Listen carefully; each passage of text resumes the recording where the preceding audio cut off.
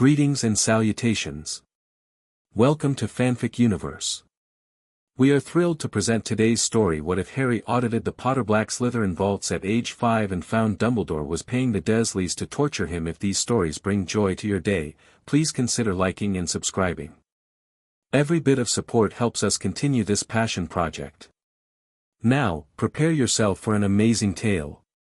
Chapter 1. The inheritance revealed. The cupboard under the stairs was dark and stifling in the July heat.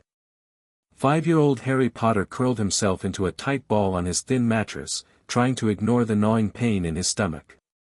3 days had passed since he'd been locked away for making Dudley's toy car float. 3 days with only a single cup of water passed through the grate. Freak, Uncle Vernon had spat. No meals for a week. You'll learn your place. Harry pressed his palm against his ribs, counting them through his paper-thin skin. The darkness swam before his eyes, tiny stars bursting in his vision. Something was different tonight, a heaviness in the air, a strange pressure building behind his eyes.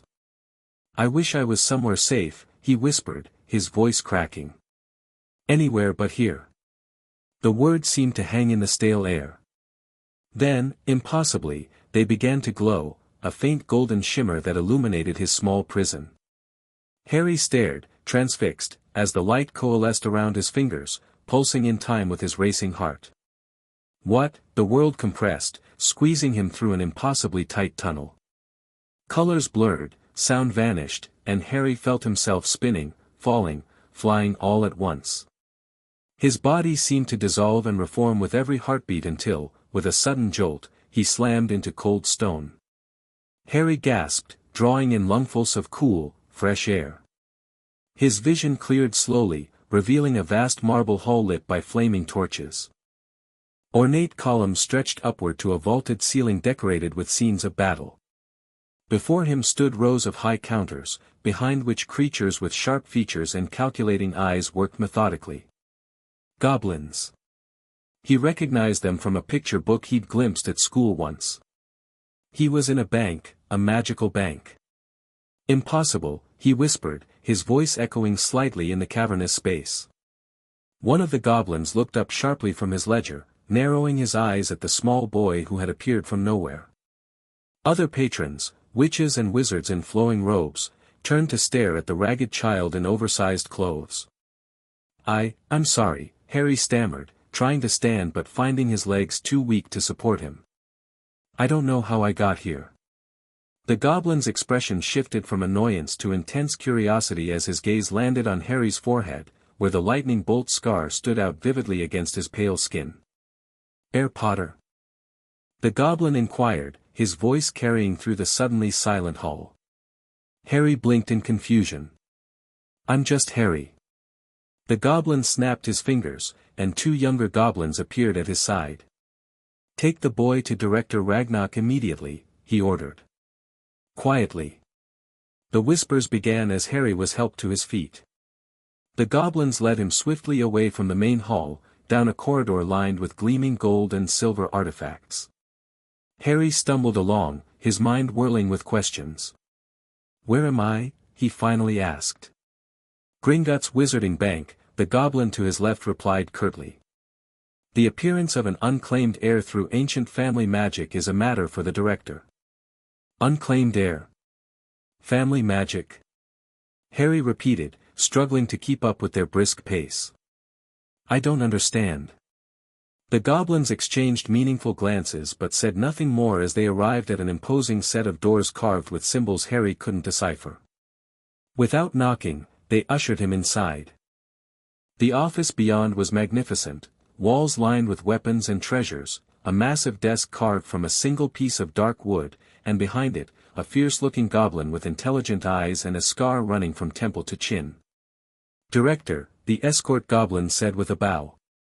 Harry Potter has arrived through Potter family transport magic. Unaccompanied. The director's eyes widened fractionally before his face settled into an inscrutable mask. Leave us, he commanded. When the doors closed, Ragnarok studied Harry for a long moment. Sit, Potter, he he finally said, gesturing to a chair that adjusted itself to Harry's small frame as he approached. "I'm not an heir," Harry said, perching nervously on the edge of the seat. "I'm just a freak who lives with my aunt and uncle because my parents died in a car crash." Ragnar's expression darkened dangerously. "Car crash," he repeated, his voice like grinding stone. "James and Lily Potter died heroes, defending you from the darkest wizard of our age." Harry's world tilted on its axis. "What?" he whispered. "You know nothing of your heritage," Ragnar stated. It wasn't a question. "Yet the Potter family magic responded to your need and brought you here." He pressed a rune on his desk. "We must verify your identity and determine how this irregularity occurred." Another goblin entered, carrying a shallow stone basin and an ornate dagger. "A heritage ritual," Ragnar explained, seeing Harry's alarm. 3 drops of blood will reveal your lineage and any enchantments placed upon you." Harry hesitated. "Will it hurt?" Momentarily, Ragnar acknowledged. "But the pain of ignorance is far greater." Something in those words resonated with Harry. All his life, he'd been denied knowledge, about his parents, about the strange things that happened around him. With a determined nod, he extended his hand.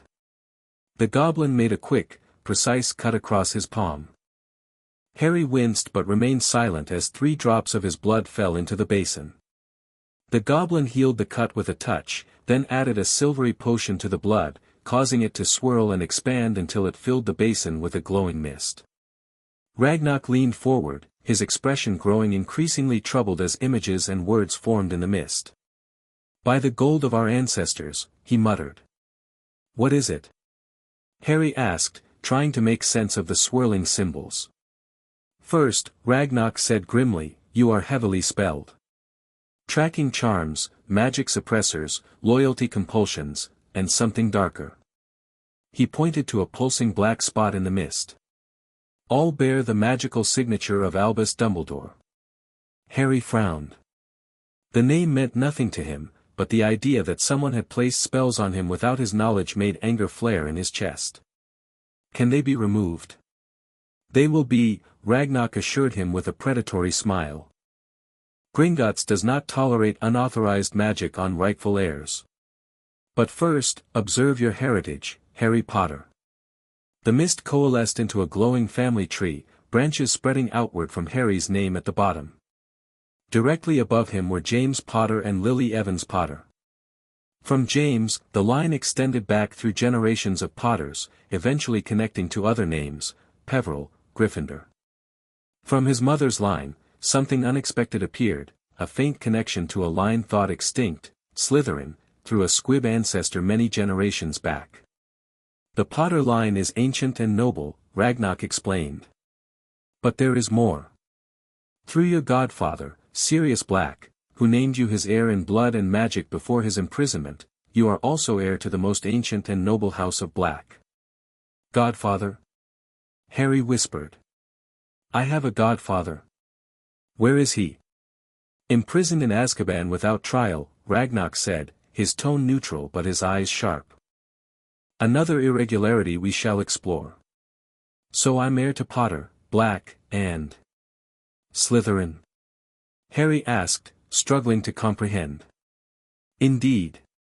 3 of the most powerful bloodlines in our world, each with their own vaults, properties, and magical legacies." Ragnar pressed another rune. "We must cleanse you of these foreign magics before proceeding further. The procedure will be unpleasant." 4 goblin healers entered, carrying various instruments and potions. They surrounded Harry, chanting in a harsh, guttural language. Harry felt heat building beneath his skin as their magic sought out the foreign spells attached to him. When the first compulsion broke, pain lanced through his head like a lightning strike. Harry gritted his teeth, refusing to cry out. Each subsequent spell shattered with a similar burst of agony, but something was changing, his thoughts felt clearer, sharper. Colors seemed brighter, sounds more distinct, as though he'd spent his whole life viewing the world through murky glass. Then they reached the darkness in his scar. Harry screamed as the black magic fought back, clawing to maintain its hold. The goblins' chanting intensified, and Ragnarok himself joined the circle, adding his considerable power to their efforts. The battle raged for minutes that felt like hours until, with a sound like tearing fabric, the malevolent presence was ripped away from Harry's soul. A misty black shape rose above him, howling in silent fury before the goblin magic contained and banished it. Harry collapsed back into his chair, exhausted but feeling truly awake for the first time in memory. A soul fragment, Ragnarok said gravely. Dark magic of the highest order. Voldemort? Harry asked, the name coming to him from nowhere. Ragnarok's eyes widened. Yes. You remember? Not exactly, Harry said slowly. I just knew. The connection is broken now, the director assured him. But its existence raises disturbing questions. He dismissed the healers with a gesture. Now, we must address the matter of your vaults and their management. Over the next hour, Ragnarok presented Harry with ledgers documenting the Potter family finances. As Harry studied the transactions with growing comprehension, another effect of having the suppression charms removed, his expression hardened. Monthly withdrawals to the Deslley family, he said, pointing to the entries. £500 each month since November 1981. Authorized by Albus Dumbledore as my magical guardian. His voice shook with barely controlled anger. They told me they took me in out of charity. That I was a burden. All while being paid to keep me. Ragnarok nodded grimly. And that is merely the beginning. Observe these larger withdrawals to Dumbledore's personal accounts, and these to something called, the Order of the Phoenix. He's been stealing from me, Harry said flatly. While I wore rags and starved in a cupboard. A cupboard? Ragnarok's voice was dangerously soft. Harry lifted his chin. My bedroom. Under the stairs. The goblin's eyes flashed with genuine anger. Such treatment of an heir is unacceptable. Under goblin law, it constitutes theft of inheritance through deliberate weakening of the heir. What can I do? Harry asked. I'm only 5. No one will listen to me. Age means little to goblins, Ragnarok said. We judge by capability and intent. You have survived conditions that would break many adults. Your magic is strong enough to activate ancient family transportation wards. And now, with the suppression removed, your natural intelligence is evident. He leaned forward. What do you wish to do, Heir Potter? Harry considered the question carefully. In just a few hours, his understanding of the world had transformed completely. He was not a burden, but an heir to powerful families. Not a freak, but a wizard with suppressed potential. Not an orphan without connections, but someone with a godfather and, presumably, allies he had never known. I want to learn, he said finally. Everything about my heritage, about magic, about why this Dumbledore person has interfered with my life. I want to be safe from the Dursleys and from anyone who would use me. And eventually, his green eyes flashed with determination, I want justice. Ragnarok's mouth curved in what might have been a smile on a human face but on him looked decidedly predatory. Then let us begin with the claiming of your rings. They will offer protection and acknowledge your status, even at your age. From a drawer in his desk, Ragnarok withdrew 3 small boxes. He opened the first to reveal a gold ring set with a ruby, the Potter crest etched into the stone. Place it on your right index finger, he instructed. Harry did so, gasping as the ring flared with golden light, then resized itself to fit him perfectly. A rush of warmth spread through him, along with a sense of connection to something ancient and powerful. The Potter ring acknowledges you, Ragnarok confirmed. Now the black. The second ring was silver with an onyx stone. It hesitated briefly above Harry's finger before accepting him with a flash of midnight blue light. The family magic recognizes the blood ritual Sirius Black performed, Ragnarok explained. Though unusual for an heir to wear this ring while the Lord still lives, even imprisoned. The third ring, Slytherin, was the most intricate, crafted of platinum with an emerald that seemed to shift and move like a living thing. When Harry put it on, a chill ran down his spine as the ring tested him, judging his worthiness. After a tense moment, it flared green and settled on his finger. 3 lordships, Ragnarok said with newfound respect. Not seen in centuries. What happens now? Harry asked, examining the rings that had merged into one multifaceted band. Now, Ragnarok said, we secure your immediate future while developing a longer strategy.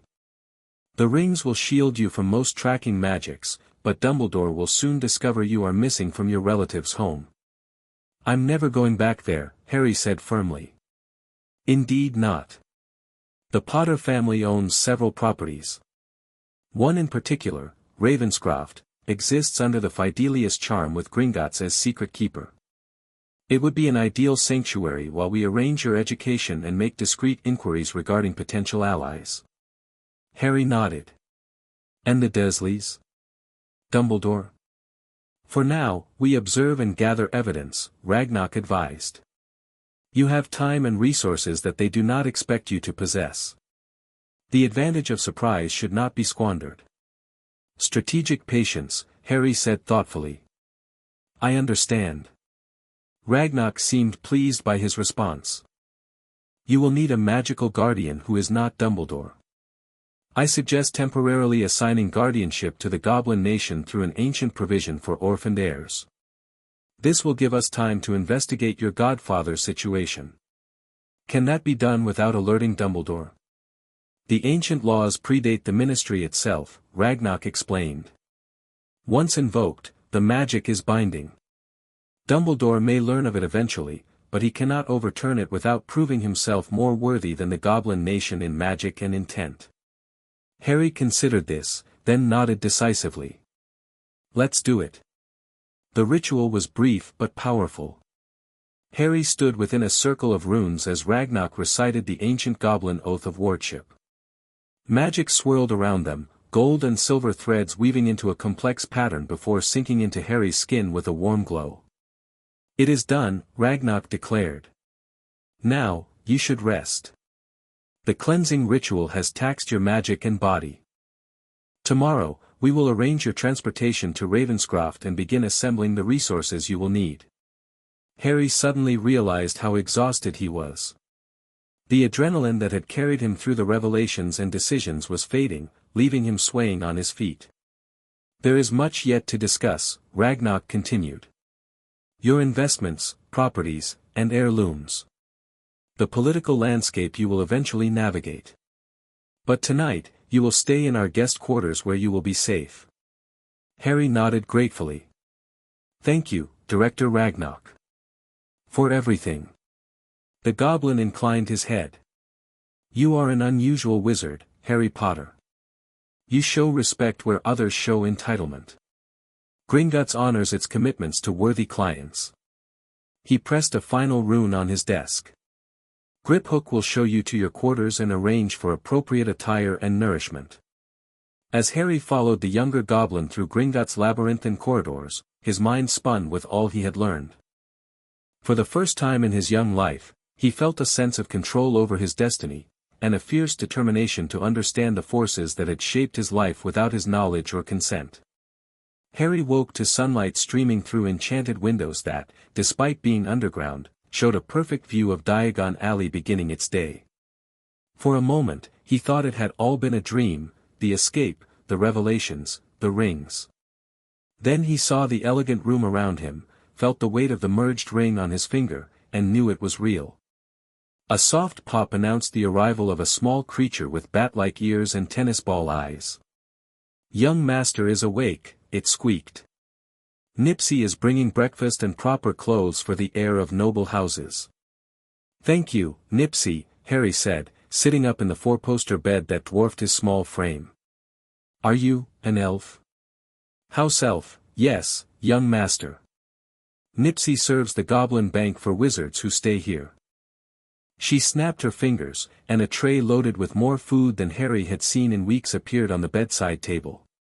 Another snap, and a set of tailored robes materialized on a nearby chair. Harry approached the meal cautiously, years of deprivation making him hesitant despite his hunger.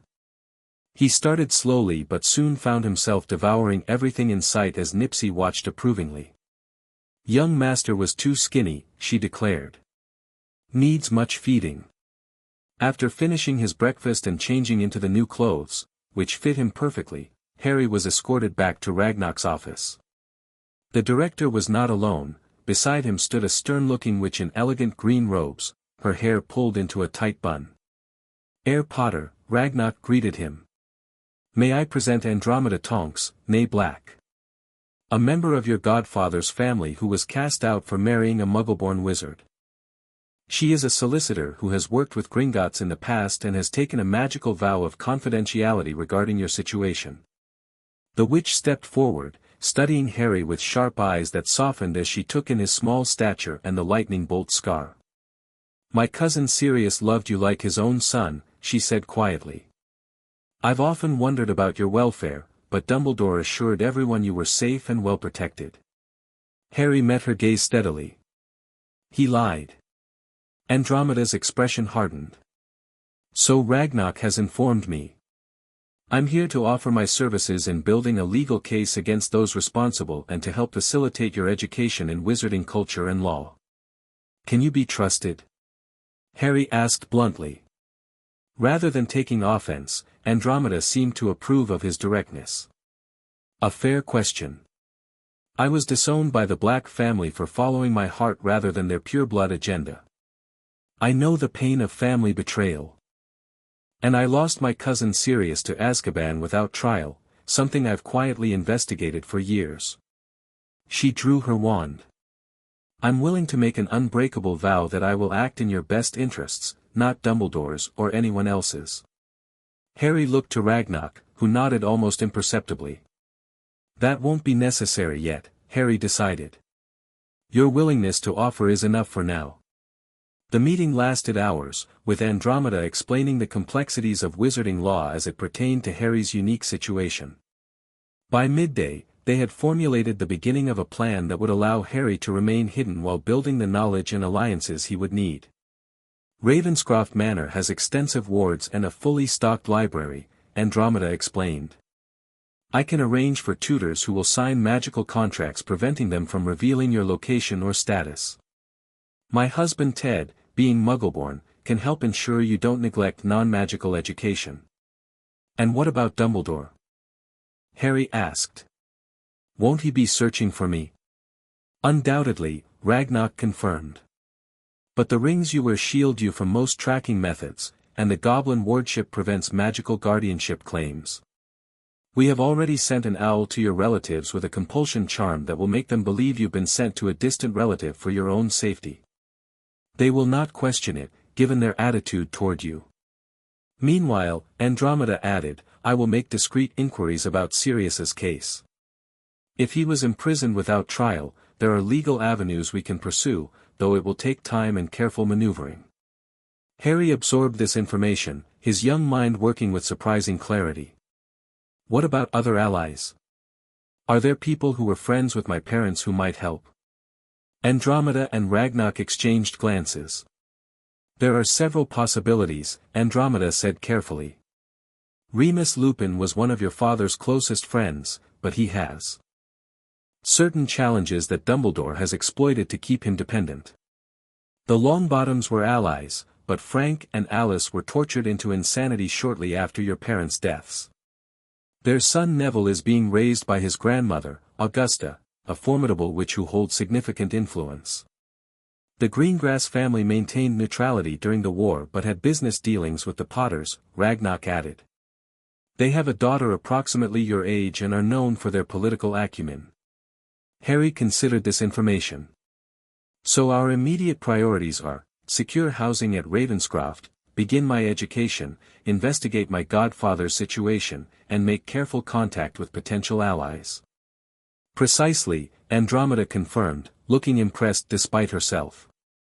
"You're remarkably focused for a child your age." Harry's expression darkened. "The Desleys didn't allow me to be a child." A flash of anger crossed Andromeda's face before she controlled it. Then we shall ensure they face consequences for their actions, at the appropriate time. By late afternoon, the arrangements were complete. Harry had signed the necessary documents to claim his inheritance officially, visited his family vaults to collect personal items and books, and prepared for his journey to Ravenscroft Manor. The Fidelius charm is the strongest form of magical concealment, Ragnock explained as he handed Harry a piece of parchment. Ravenscroft Manor lies at the northern edge of the Potter lands in Wales. Only someone given the secret can find it, and as secret keeper, Gringotts has complete control over who receives this information. Harry read the parchment, and knowledge of the location settled into his mind. Ragnock then burned the paper to ash. Andromeda will accompany you via goblin transport, the director continued. The manor's house elves have been alerted to your arrival and have prepared the residence. Your Slytherin and Black vaults contain numerous books on ancient magic that may prove useful in your education. Harry extended his hand to the goblin. Thank you, Director Ragnock. You've changed my life. Ragnock seemed momentarily surprised by the gesture but clasped Harry's small hand firmly. You have paid for our services with gold, Potter Black Slytherin, but you have earned our respect with your character. May your vaults always flow with gold and your enemies fall before your blade. Harry smiled. And may your honor remain untarnished and your profits ever increase. The goblin's eyes widened slightly at the traditional response before he nodded in approval. We shall speak again soon. Ravenscroft Manor emerged from the misty Welsh landscape like something from a dream, a sprawling stone structure with soaring towers and wide windows that gleamed in the late afternoon sun. Harry stared in wonder as he and Andromeda approached through gardens that, while somewhat overgrown, retained hints of their former grandeur. Your grandmother Euphemia designed these gardens, Andromeda told him.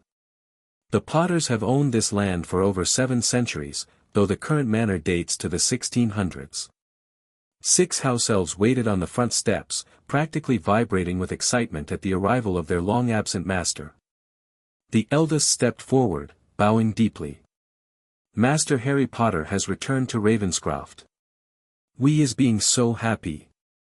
I am Tibby, head elf of Ravenscroft Manor. Harry smiled at the creatures. Hello, Tibby. Thank you for taking care of my family's home. The elves beamed at his acknowledgement, leading them into an entrance hall with a soaring ceiling and a grand staircase. Despite years without human inhabitants, everything gleamed with polish, not a speck of dust in sight. We has prepared the young master's suite and the blue guest room for Mistress Tonks, Tibby announced proudly. Dinner will be ready at 7 o'clock. Thank you, Tibby, Harry said. Could you show us around the manor first? I'd like to see my new home. The tour took nearly 2 hours.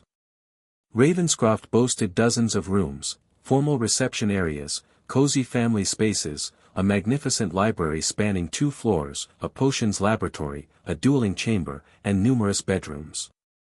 The master suite, which Tibby insisted was now Harry's, featured a sitting room, bedroom, private bath, and study, all decorated in warm tones of crimson and gold. This was your father's room when he was young, Andromeda explained, watching Harry trail his fingers reverently over the desk where James Potter had once studied. Later, your grandparents converted it to the master suite when your father married your mother. Harry's eyes burned with unshed tears as he discovered framed photographs on the mantelpiece, his parents laughing together, his father with 3 other young men, his mother holding him as a baby. For the first time, he saw his parents' faces, noted his resemblance to his father and the eyes he'd inherited from his mother. They loved you very much, Andromeda said softly. Never doubt that. Harry nodded, unable to speak past the lump in his throat.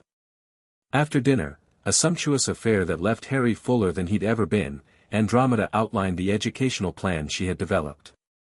You'll need tutors in various subjects, magical theory, potions, history, etiquette, politics, and eventually wand work, though you can't legally have a wand until 11. She spread several scrolls on the library table. I've identified suitable instructors who can be bound by confidentiality contracts.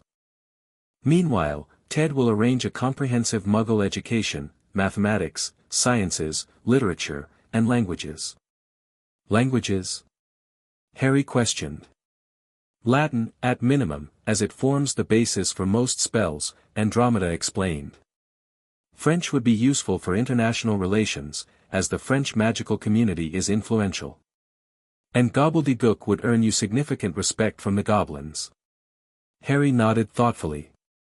When do we begin? Officially, next week. But there's no reason you can't start reading now.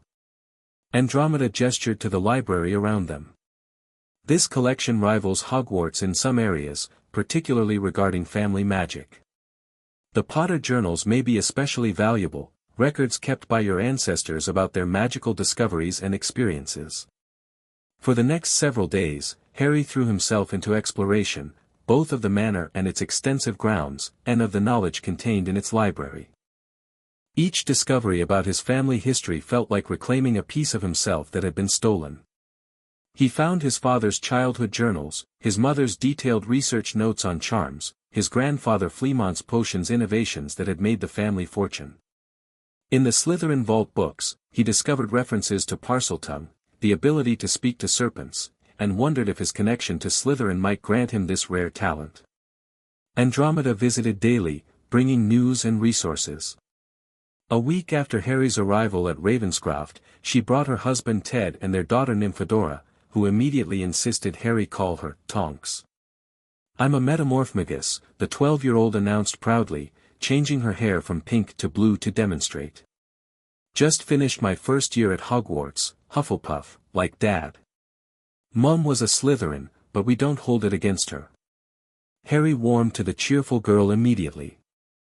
Her presence reminded him that despite the serious circumstances and his accelerated maturity, he was still a child who needed connection with others his own age, or close enough.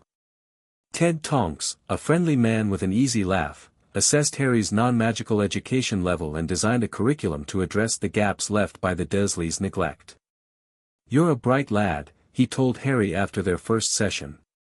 "Quick with numbers and already reading well above your age level. We'll have you caught up in no time." By the end of the month, Harry had settled into a routine.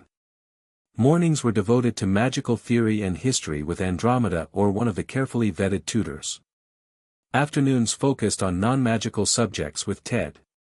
Evenings were for independent reading and exploration of the manor's secrets. One such evening, Harry discovered a hidden chamber behind the library's fireplace, accessed by pressing a specific sequence of runes on the mantelpiece. Inside, he found a collection of journals written by Ignotus Peverell, an ancestor he'd noted on his family tree. The journals detailed the creation of 3 powerful magical objects known as the Deathly Hallows, an unbeatable wand, a resurrection stone, and an infallible invisibility cloak. According to Ignotus, the cloak had remained in the family's possession through the generations. Excited, Harry searched his father's study until he found a locked compartment in the desk. The Potter ring on his finger warmed as he touched the lock, which clicked open to reveal a shimmer of fluid-like fabric, the invisibility cloak. As Harry wrapped it around his shoulders, vanishing from view, he felt another connection to his father. This was a family heirloom, something James Potter had treasured and used. Something that should have been passed to Harry directly, not kept from him. The discovery strengthened his resolve to reclaim everything that was rightfully his, not just material possessions, but knowledge, connections, and eventually, justice against those who had wronged him. 3 months into Harry's new life at Ravenscroft, Andromeda arrived with significant news. Harry was in the dueling chamber, practicing the basic forms his magical combat tutor had demonstrated the previous day, when Tibby announced her arrival. "Mrs. Tonks is having important news, Master Harry. She is waiting in the blue drawing room." Harry found Andromeda pacing, her usual composure replaced by barely contained excitement. "We found evidence," she said without preamble. "Irrefutable proof that Sirius never received a trial. Ted has a contact in the DMLE archives who owed him a favor. There's no transcript, no record of magical evidence examination, not even an official charging document." Harry's heart raced. "So we can demand a trial?" "Not directly, Dumbledore has too much influence, Andromeda cautioned. But we can launch a quiet campaign through the right channels. Augusta Longbottom sits on the Wisengamot Administrative Committee that oversees procedural matters. If approached correctly, she might be convinced to review inconsistencies in post-war prosecutions. You think she would help? Without revealing my involvement? Andromeda considered this. Augusta values justice and proper procedure above all. The fact that someone as high-profile as Sirius Black was imprisoned without trial would offend her sense of propriety. And, she added with a slight smile, she harbors a long-standing grudge against Dumbledore over his handling of certain Wisengamot matters. Then let's approach her, Harry decided. What do you need from me? A letter, Andromeda suggested. Something that establishes your legitimacy without revealing your location. The Potter ring can impress its seal on parchment, which she would recognize as authentic. That evening, Harry composed his first formal correspondence as heir Potter Black Slytherin. With Andromeda's guidance, he crafted a respectful but direct appeal to Madame Longbottom's sense of justice, expressing concern about his godfather's imprisonment without mentioning his own circumstances. As summer turned to autumn, Harry's education intensified. His magical tutors reported astonishing progress, particularly in defensive magic and ancient runes. Without the suppression charms Dumbledore had placed on him, Harry's natural abilities flourished. His accidental magic decreased as he learned to channel his power with intent, even without a wand. October brought the first response from Augusta Longbottom, a formal letter acknowledging receipt of his concerns and promising to investigate certain irregularities in judicial proceedings following the recent conflict. The parchment bore the Longbottom seal and a personal note in the margin, "Your father stood with mine when others wavered. House Longbottom remembers its allies." "It's a good start," Andromeda said when Harry showed her the letter. "Augusta is notoriously careful. The fact that she's responded at all suggests she's taking this seriously." "What about my godfather? How long before something happens?" "These things move slowly by design," Andromeda cautioned. "The system protects itself. But Augusta has influence, and more importantly, she has leverage over certain members of the Wisengamot who might prefer their wartime actions not be scrutinized too closely." While the legal machinations continued in the background, Harry focused on expanding his network of allies.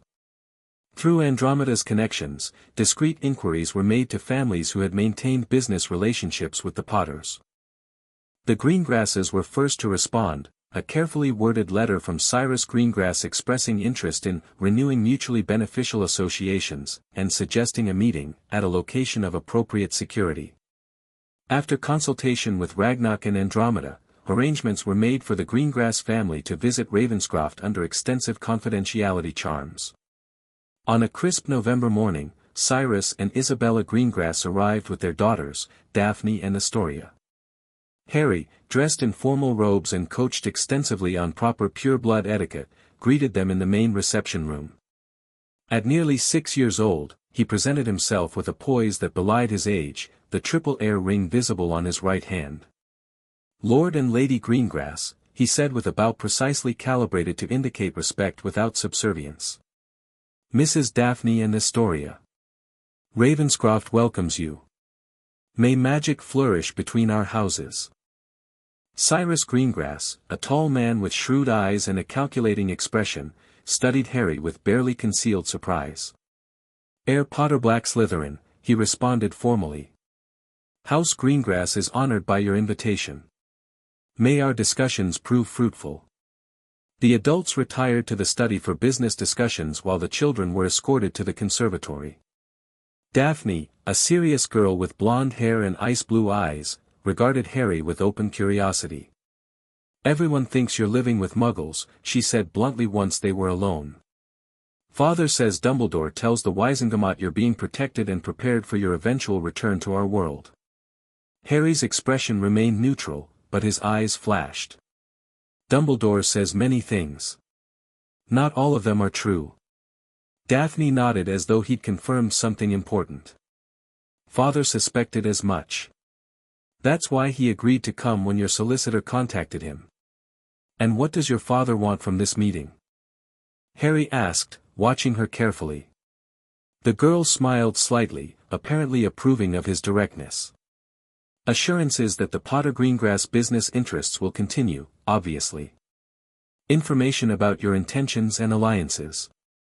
And, she added with unexpected frankness, to determine if you might be a suitable match for me someday. Harry blinked, caught off guard. Marriage? We're children. Not for now, Daphne clarified, seemingly amused by his reaction. But pureblood families plan ahead. Marriage contracts are often negotiated years in advance, especially for important heirs. She studied him curiously. Didn't your magical guardian explain this to you? My magical guardian is currently the Goblin Nation, Harry replied, seeing no reason to hide this fact from her. And they have focused on more immediate concerns than my eventual marriage. Daphne's eyebrows rose. Goblin wardship? That hasn't been invoked in centuries. She looked genuinely impressed. You're full of surprises, Harry Potter. Their conversation continued as they showed Astoria the magical plants in the conservatory. Harry found Daphne surprisingly easy to talk to, intelligent, forthright, and possessed of a dry wit that made him laugh despite himself. When the adults rejoined them for lunch, Harry noted the satisfied expression on Cyrus Greengrass's face. Whatever negotiations had occurred had apparently gone well. Heir Potter, Greengrass said as they prepared to depart, I believe this meeting marks the beginning of a productive relationship between our houses. With your permission, I would like to arrange for Daphne to visit occasionally. Children benefit from peer relationships, and my daughter could assist with your studies of wizarding customs. Harry recognized the offer for what it was, a chance to establish a connection between their families without formal commitment. I would welcome Miss Greengrass's company, he agreed. Perhaps she could join me for my weekly lessons in magical history and politics. As the Greengrasses departed through the secure flow connection established for their visit, Andromeda gave Harry an approving nod. You handled that well. The Greengrasses are influential in neutral circles and have connections throughout Europe. Their support will be valuable. Daphne mentioned marriage contracts, Harry said, still processing that particular revelation. Is that something I need to worry about? Andromeda's lips twitched with suppressed amusement. Not immediately, no. But it's something to be aware of. As heir to 3 houses, you will eventually face expectations regarding continuation of your family lines. She patted his shoulder reassuringly. But that's a concern for your older self, not the current you. The following weeks brought more developments. Augusta Longbottom sent word that she had identified concerning patterns in certain post-war judicial proceedings, and was pursuing discreet inquiries with sympathetic members of the DMLE. Meanwhile, Ragnarok reported that Dumbledore had made several attempts to access the Potter vaults, only to be rebuffed by the new security measures. He grows frustrated, the Goblin reported during Harry's monthly visit to Gringotts. His inquiries about your whereabouts become more frequent, though less public. He has approached your relatives, who maintain the belief that you are with distant family members for your own safety. Has he discovered the Goblin wardship? Harry asked. Not yet. Such ancient magic is not commonly monitored by modern wizards. However, prudence suggests we should accelerate certain aspects of our strategy before he uncovers too much. December brought the first concrete victory. 2 days before Christmas, Andromeda arrived at Ravenscroft with a special edition of the Daily Prophet.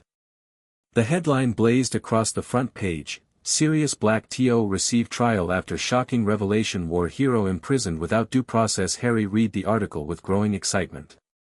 An administrative review had uncovered the lack of trial, prompting outrage from certain Wisengamot members.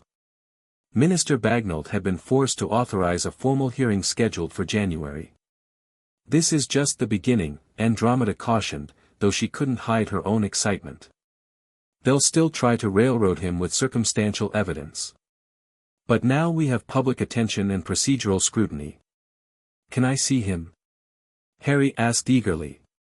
Andromeda's expression sobered. Not yet. It would reveal your hand too soon, and potentially your location. For now, we must work through intermediaries. Christmas at Ravenscroft was unlike anything Harry had experienced before. The house elves decorated every room with magical ornaments and garlands that sang softly when approached. A massive fir tree dominated the main hall, adorned with enchanted candles and ornaments representing the Potter, Black, and Slytherin family emblems.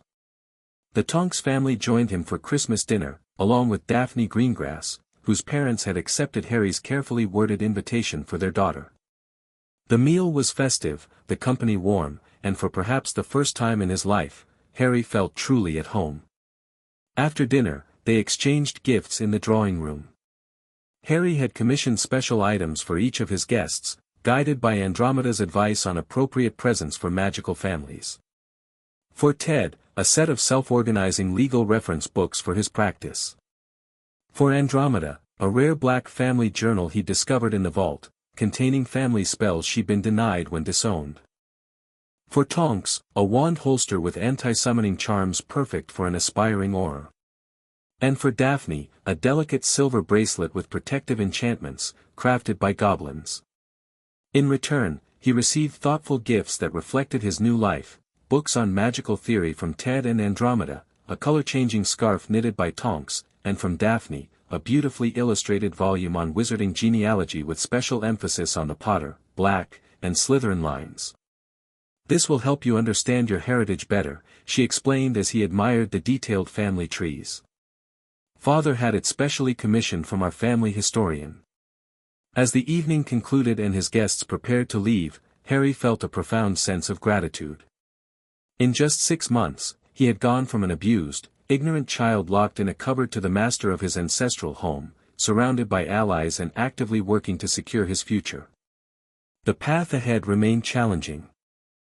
Dumbledore was still searching, Sirius's freedom was not yet secured, and the larger wizarding world remained unaware of Harry's true situation. But for the first time, he had hope, and more importantly, he had a plan. In his bedroom that night, Harry stood before the mirror, studying his reflection. The lightning bolt scar seemed less angry now, the constant pain he'd never recognized as abnormal fading since the goblins had removed the soul fragment. His eyes were brighter, his frame beginning to fill out with proper nutrition and regular exercise. "I am Harry James Potter," he whispered to his reflection. "Heir to the houses of Potter, Black, and Slytherin. And I will never be anyone's pawn again." Chapter 2, Shadows and Strategy. The summer sun streamed through the tall windows of Ravenscroft's dueling chamber, illuminating the swift movements of its young master. 7-year-old Harry Potter pivoted gracefully, his practice wand a blur as he executed a complex series of defensive maneuvers. "Excellent form, Heir Potter," commented Elias Winterbourne, a retired Auror who had been teaching Harry combat magic for the past 18 months. "Your shield transitions are nearly seamless now." Harry completed the sequence with a precise jab that would have sent a stunner toward an opponent had he been using a real wand. Sweat trickled down his temples as he lowered his arm. "Thank you, Master Winterbourne. I've been practicing the footwork you showed me." The old Auror nodded approvingly. "It shows. You've progressed faster in 2 years than most do in 5. A shame you can't use a proper wand yet."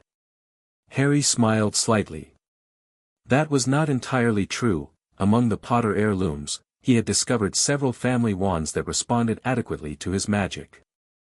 While not as effective as a matched wand would be, they allowed him to practice actual spellcasting in the privacy of Ravenscroft, where the Ministry's underage magic detection couldn't penetrate the ancient wards.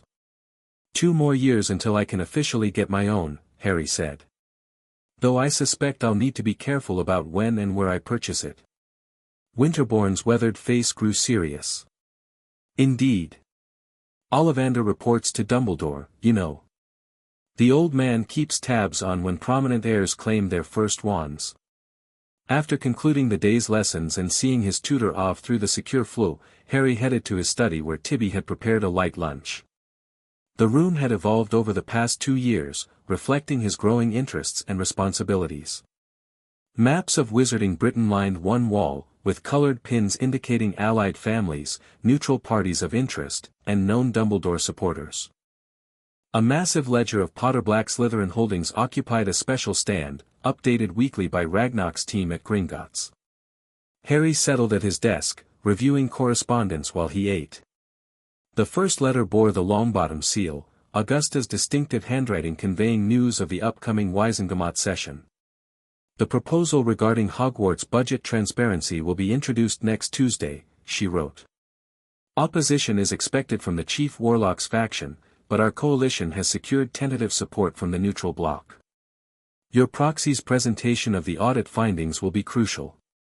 Harry smiled. Augusta had proven a formidable ally since their initial contact over Sirius's imprisonment. Once she had verified Harry's legitimacy through the Goblin Nation, she had become increasingly involved in their efforts to counter Dumbledore's influence. The second letter came from Sirius himself, a weekly occurrence since his release from Azkaban 18 months ago. The trial had been a spectacle, with the Ministry attempting to save face by claiming new evidence had prompted the review. When Veritaserum testimony revealed that Sirius had never been secret keeper and had not killed Peter Pettigrew, public outrage had forced the Ministry to release him with a substantial compensation package. Physical recovery had been relatively swift under the care of specialists at a discreet Swiss magical hospital.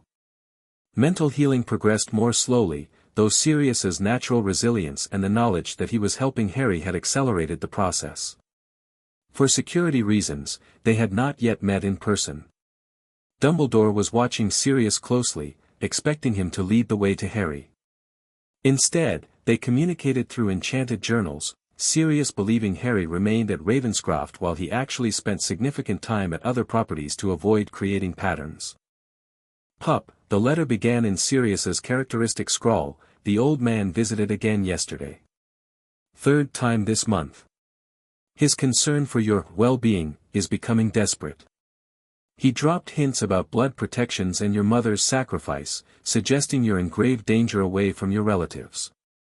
I maintain my position that I'm still searching for you and will bring you to him once found. Harry frowned.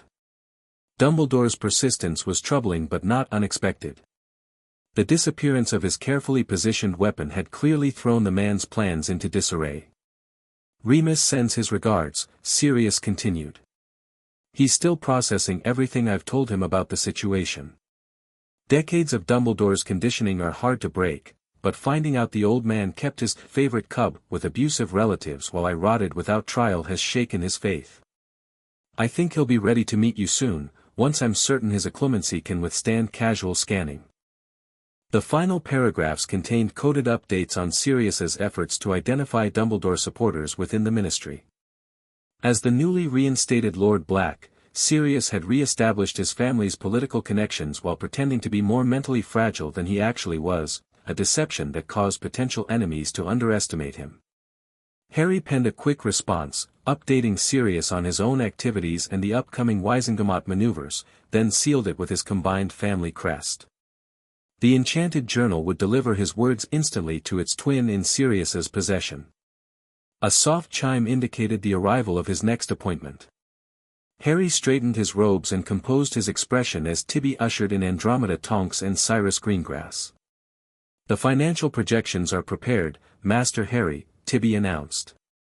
Tibby has set refreshments in the conference room as requested.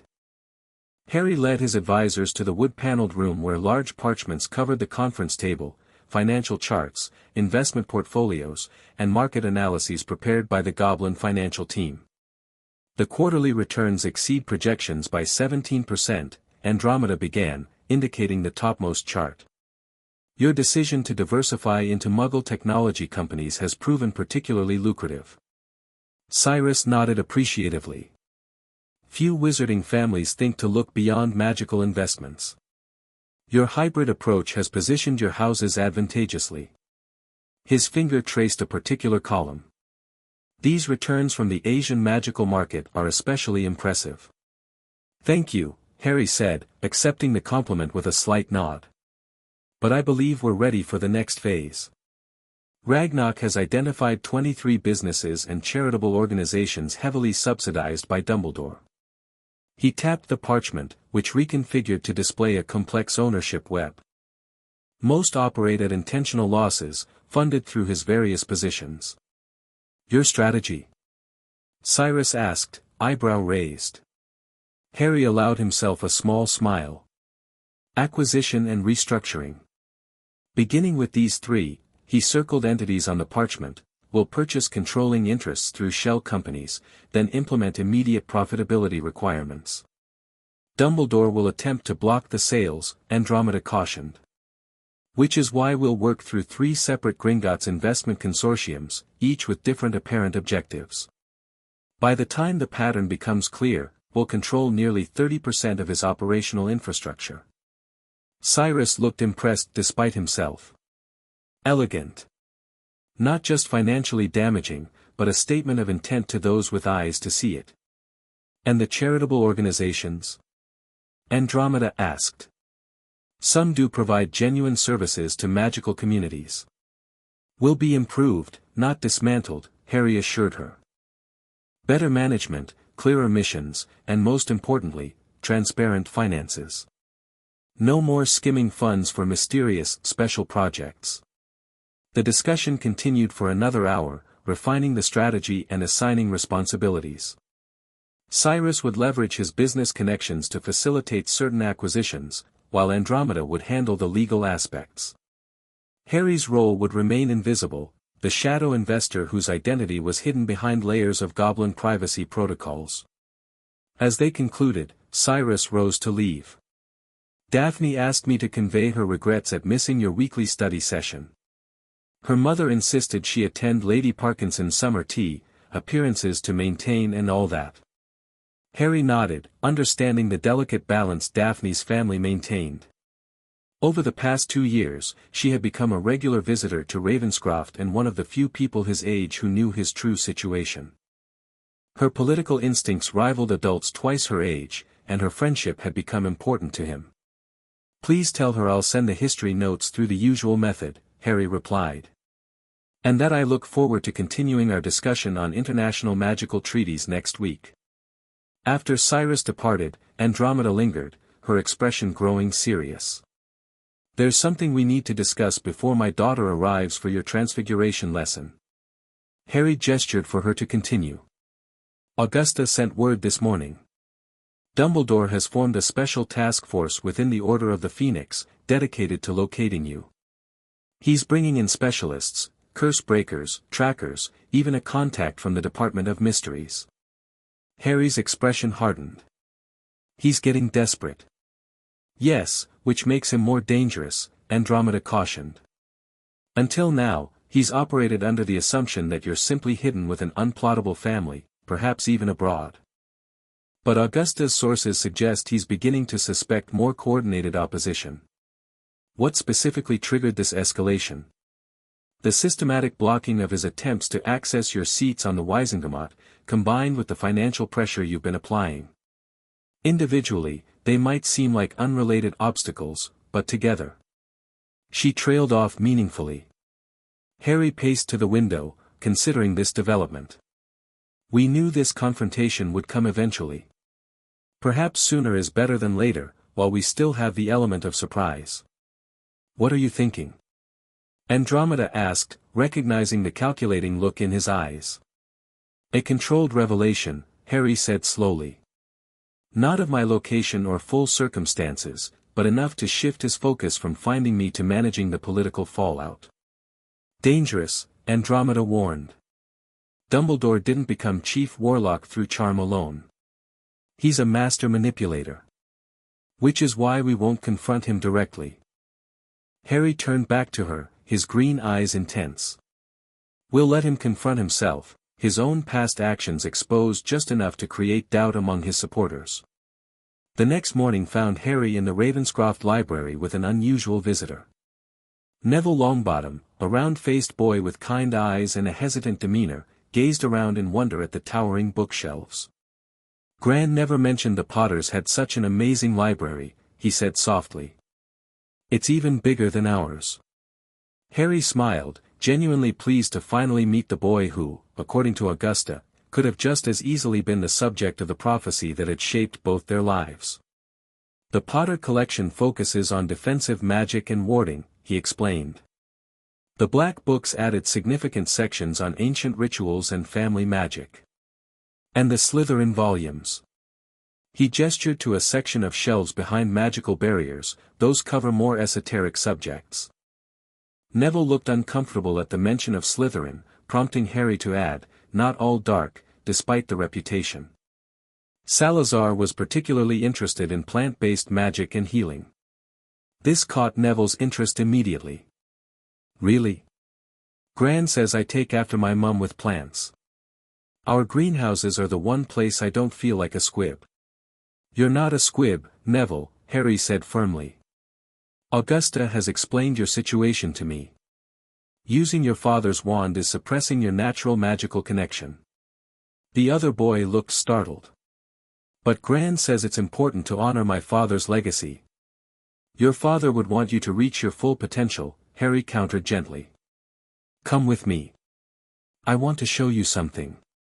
He led Neville to a small room adjoining the library where a variety of wands lay on velvet cushions. These belong to Potter ancestors. None are perfect matches for me, but each responds differently to different types of magic. He gestured for Neville to approach. Try them. See how they feel compared to your father's wand.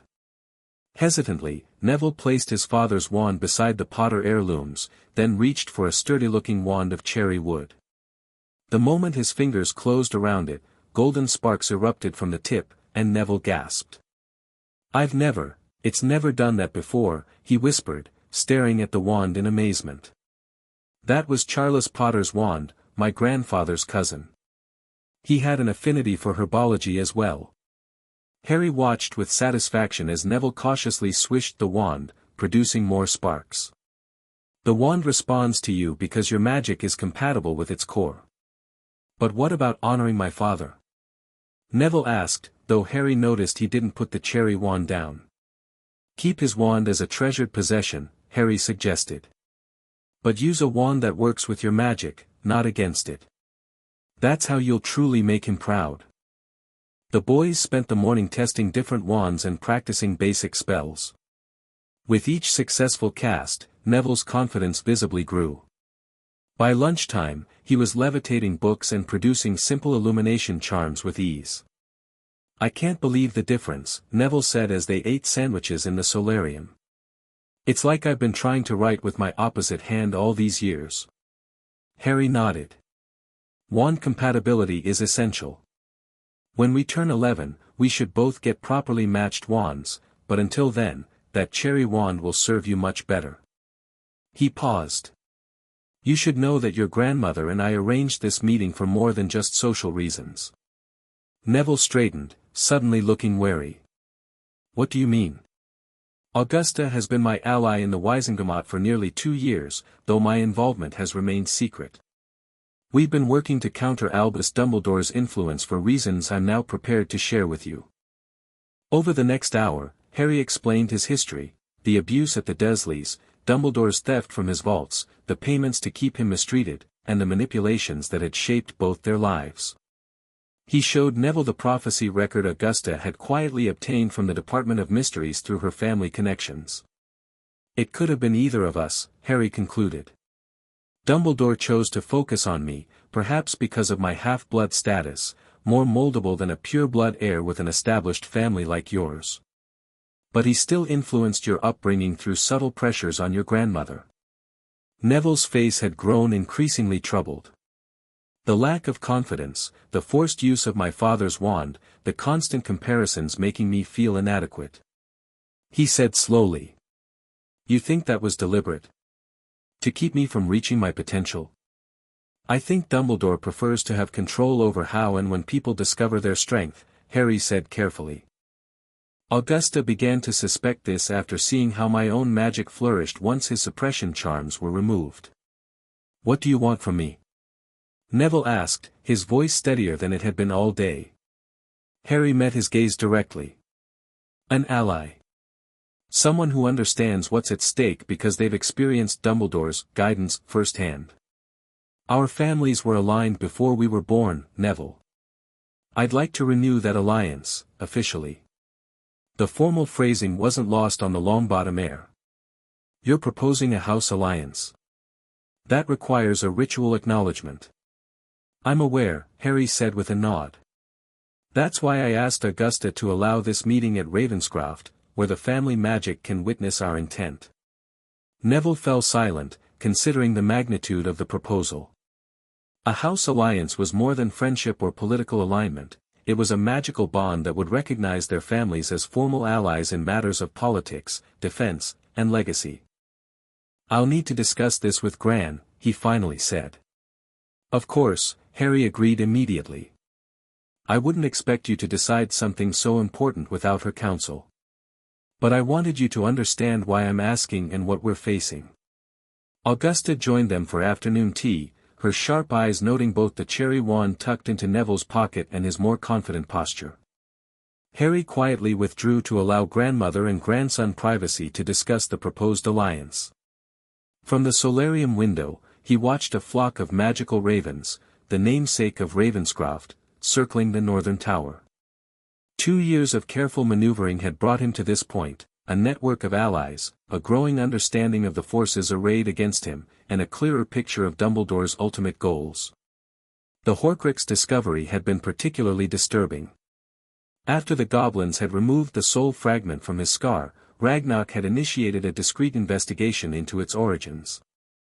The conclusion was chilling. Voldemort had created multiple soul containers in his quest for immortality. That is why he did not truly die that night, Ragnarok had explained during a confidential meeting 6 months ago.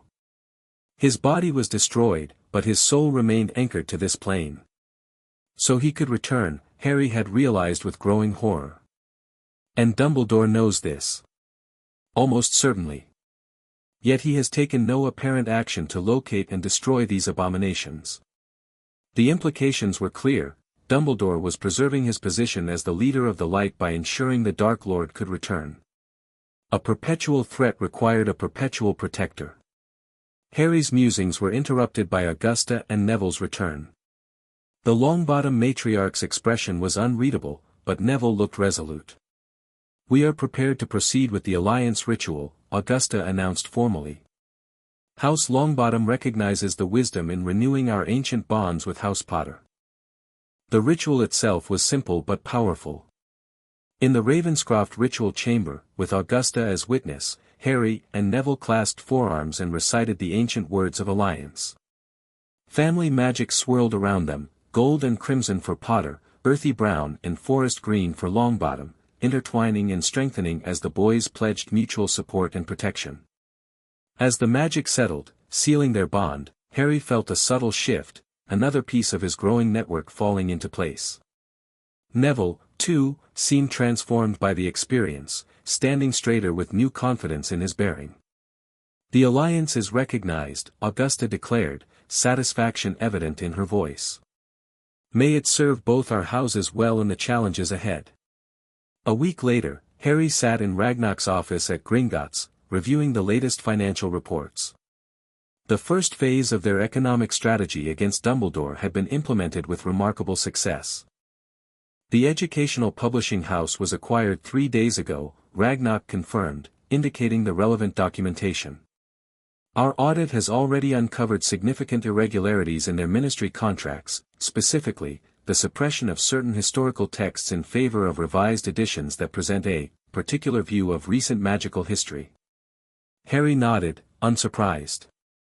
Let me guess, extensive coverage of Dumbledore's defeat of Grindelwald, minimal information about the rise of Voldemort, and nothing about the role of ancient houses in magical governance.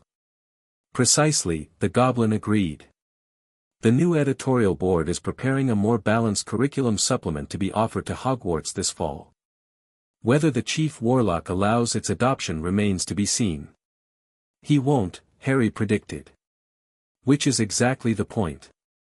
Creating a record of his active suppression of historical accuracy strengthens our position for the future. Their discussion was interrupted by a goblin messenger who entered after a sharp knock. Director, security reports unusual magical activity near the bank's eastern entrance. Scanning charms consistent with those used by Ministry Aurors, but without official notification. Ragnarok's eyes narrowed. How many? 3 wizards, Director. One has been identified as Alastair Moody. Harry stiffened. Mad Eye Moody was known for his paranoia, magical skill, and unwavering loyalty to Dumbledore. The Order's task force, he said quietly. They must have detected something. Ragnarok pressed a rune on his desk. Implementing Security Protocol 7.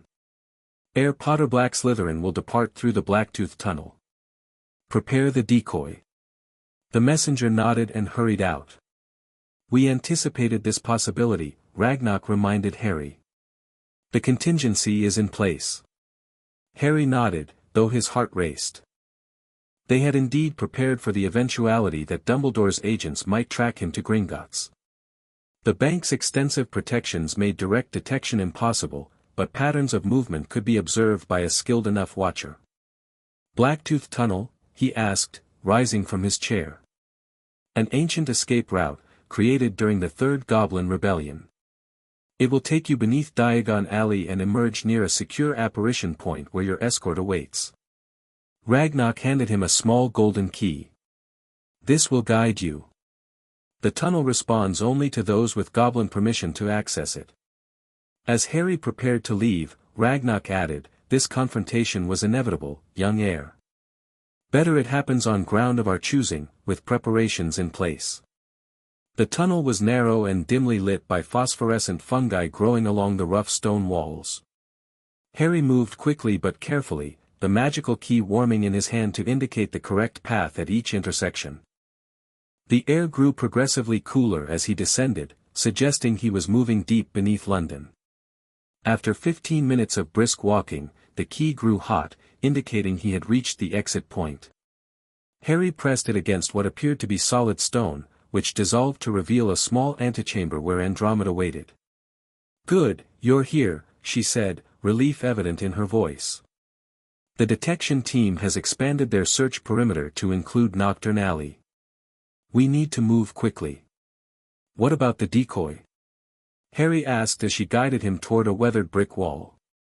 Performing perfectly. A goblin glamour to resemble you from a distance is currently visiting a vault in the upper levels. Just noticeable enough to draw attention without being obvious. Andromeda tapped her wand against the bricks in a complex pattern. Unlike the Diagon Alley entrance, this one didn't rearrange itself. Instead, the bricks simply became insubstantial, allowing them to step through into a narrow, deserted alleyway. We're in Muggle London now, she explained, quickly transfiguring their robes into ordinary clothing. Ted is waiting with a car 2 blocks east. They moved purposefully through the crowded streets, Andromeda's hand resting lightly on Harry's shoulder. Despite the tension of the moment, Harry felt a surge of exhilaration. This was his first venture into Muggle London since leaving the Dessleys. Ted's nondescript sedan was idling precisely where expected. They slipped into the back seat, and he pulled smoothly into traffic without a word. Any problems? Andromeda asked her husband. None, Ted replied, checking the mirrors. Though there was an odd fellow in a bowler hat watching the intersection a bit too carefully. Magical, if I had to guess. Mundungus Fletcher, Harry suggested. Dumbledore uses him for surveillance sometimes, according to Sirius. Likely, Andromeda agreed. But he wouldn't recognize either of us in Muggle attire, and your appearance is different enough with the glamour charms. The subtle alterations to Harry's features, lighter hair, no scar, slightly rounder face, were enough to defeat casual observation without the magical strain of a complete disguise. Where are we going? Harry asked, realizing they were heading away from their usual routes. Black family property in Greenwich, Andromeda explained. Unused for decades but still under Fidelius. Sirius made me secret keeper last month as a contingency. Harry nodded, impressed by the foresight. And Ravenscroft? Security protocols activated the moment Ragnarok's alert reached the manor wards. Anyone attempting to track you there will find themselves facing some rather unpleasant ancient defenses. Ted navigated through London with the ease of someone familiar with both magical and muggle transportation. An hour later, they arrived at what appeared to be an abandoned lot between two Victorian townhouses. Andromeda handed Harry a small piece of paper with an address written in Sirius's handwriting. As he read it, a sleek black townhouse materialized between the others, pushing them aside without disturbing the Muggle buildings or their occupants. Inside, they found Sirius waiting, his face breaking into a wide grin at the sight of his godson. "Harry," he exclaimed, crossing the room in 3 long strides to pull the boy into a fierce embrace. "Merlin, you've grown since those photos Andromeda's been showing me." Harry returned the hug, emotions welling up at this first physical contact with his godfather. Though they had communicated extensively through their enchanted journals, security concerns had prevented an in-person meeting until now. "It's good to finally meet you properly, Sirius," he said, voice slightly muffled against the man's robes. Sirius held him at arm's length, examining him critically. "You look like James, but those eyes." He shook his head. "Pure Lily. And thankfully, you seem to have inherited her common sense rather than your father's penchant for rushing headlong into trouble." "Speaking of trouble," Andromeda interjected, "we should discuss what happened at Gringotts. This is the most aggressive move Dumbledore's made yet." Sirius's expression sobered. "Agreed. Let's talk in the study, it's the most secure room in the house." The Black family study was a striking contrast to the warm, inviting spaces of Ravenscroft. Dark woods, serpentine fixtures, and ancient tomes on questionable magic created an atmosphere of foreboding erudition. Sirius grimaced as he closed the door behind them. "Charming, isn't it? Couldn't bring myself to redecorate this particular room. Some of the books would probably curse anyone who tried to remove them." Once they were seated, Harry recounted the events at the bank while Ted and Andromeda added details about their escape. Sirius listened intently, his expression growing darker. "Moody's involvement is significant," he said when they finished. "He doesn't deploy for trivial matters, which means Dumbledore has elevated finding you to a top priority. The timing aligns with our financial maneuvers," Andromeda noted. "The publishing house acquisition must have been the tipping point." "Or the Longbottom alliance," Harry suggested. "Augusta hasn't been subtle about questioning certain Wisengamot procedures lately." Sirius ran a hand through his hair, a habit Harry recognized from their mirror conversations. "It's probably a combination of factors." The old man seeing his carefully constructed control mechanisms dismantled one by one. "The question is how we respond to this escalation." "I've been considering that," Harry said, drawing their attention. "And I believe it's time to implement what we've been calling Contingency 3. Andromeda's eyebrows rose. "The controlled revelation? That's a significant risk, Harry." "A calculated one," he countered. "Dumbledore's searching because he doesn't know what's happening. Giving him a carefully crafted piece of the puzzle might redirect his efforts in ways we can anticipate and manage." "What exactly are you proposing?" Sirius asked, looking intrigued. "A strategic leak regarding the Dessleys," Harry explained. "Not everything, just enough to create questions about my placement there and Dumbledore's role in it." "Through what channel?" Ted asked. "The Daily Prophet is practically in Dumbledore's pocket." "Not the Prophet," Harry agreed. "But there are alternatives. Augusta mentioned that the editor of the Magical Guardian has been investigating inconsistencies in several wardship cases." Emmeline Woodward, Andromeda nodded. "Respected, meticulous, and not easily intimidated. She's been pushing for reforms in magical custody laws for years." Harry continued, "We provide her with documentation of the Deslley payments, nothing about where I am now, just evidence that they were receiving gold to keep me while I lived in substandard conditions." "It would create a firestorm," Sirius said slowly, considering the implications. "Questions about why you were there, who was monitoring your welfare, where the money came from. All leading back to Dumbledore," Harry finished. "But indirectly, through questions rather than accusations. It's the timing that concerns me, Andromeda cautioned. With his task force actively searching, this could intensify his efforts. Or divert them, Harry countered. He'll need to manage the political fallout, prepare his defenses, control the narrative. Every moment spent doing that is one not spent looking for me. The adults exchanged glances, silently weighing the strategy. Finally, Sirius nodded decisively. I say we do it. The pup's right, we need to change the dynamic from us reacting to Dumbledore's search to Dumbledore reacting to our moves. I agree, Ted said. From a legal perspective, releasing this information creates favorable groundwork for any future confrontation about Harry's guardianship. Andromeda sighed. It seems I'm outvoted. Very well, but we proceed carefully. No direct connection to Harry or any of us. The information must appear to come from Ministry records. Which it technically will, Sirius grinned.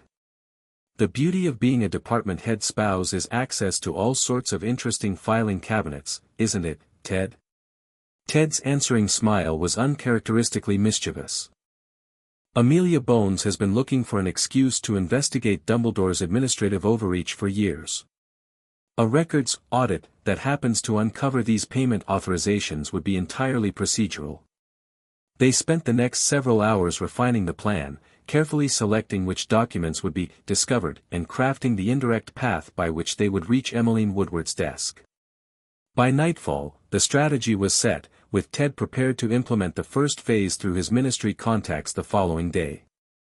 As the meeting concluded, Sirius pulled Harry aside. I've got something for you, he said, leading his godson to an adjoining room. Something that should have been yours years ago. The chamber was smaller than the study but similarly appointed in the Black family's somber aesthetic.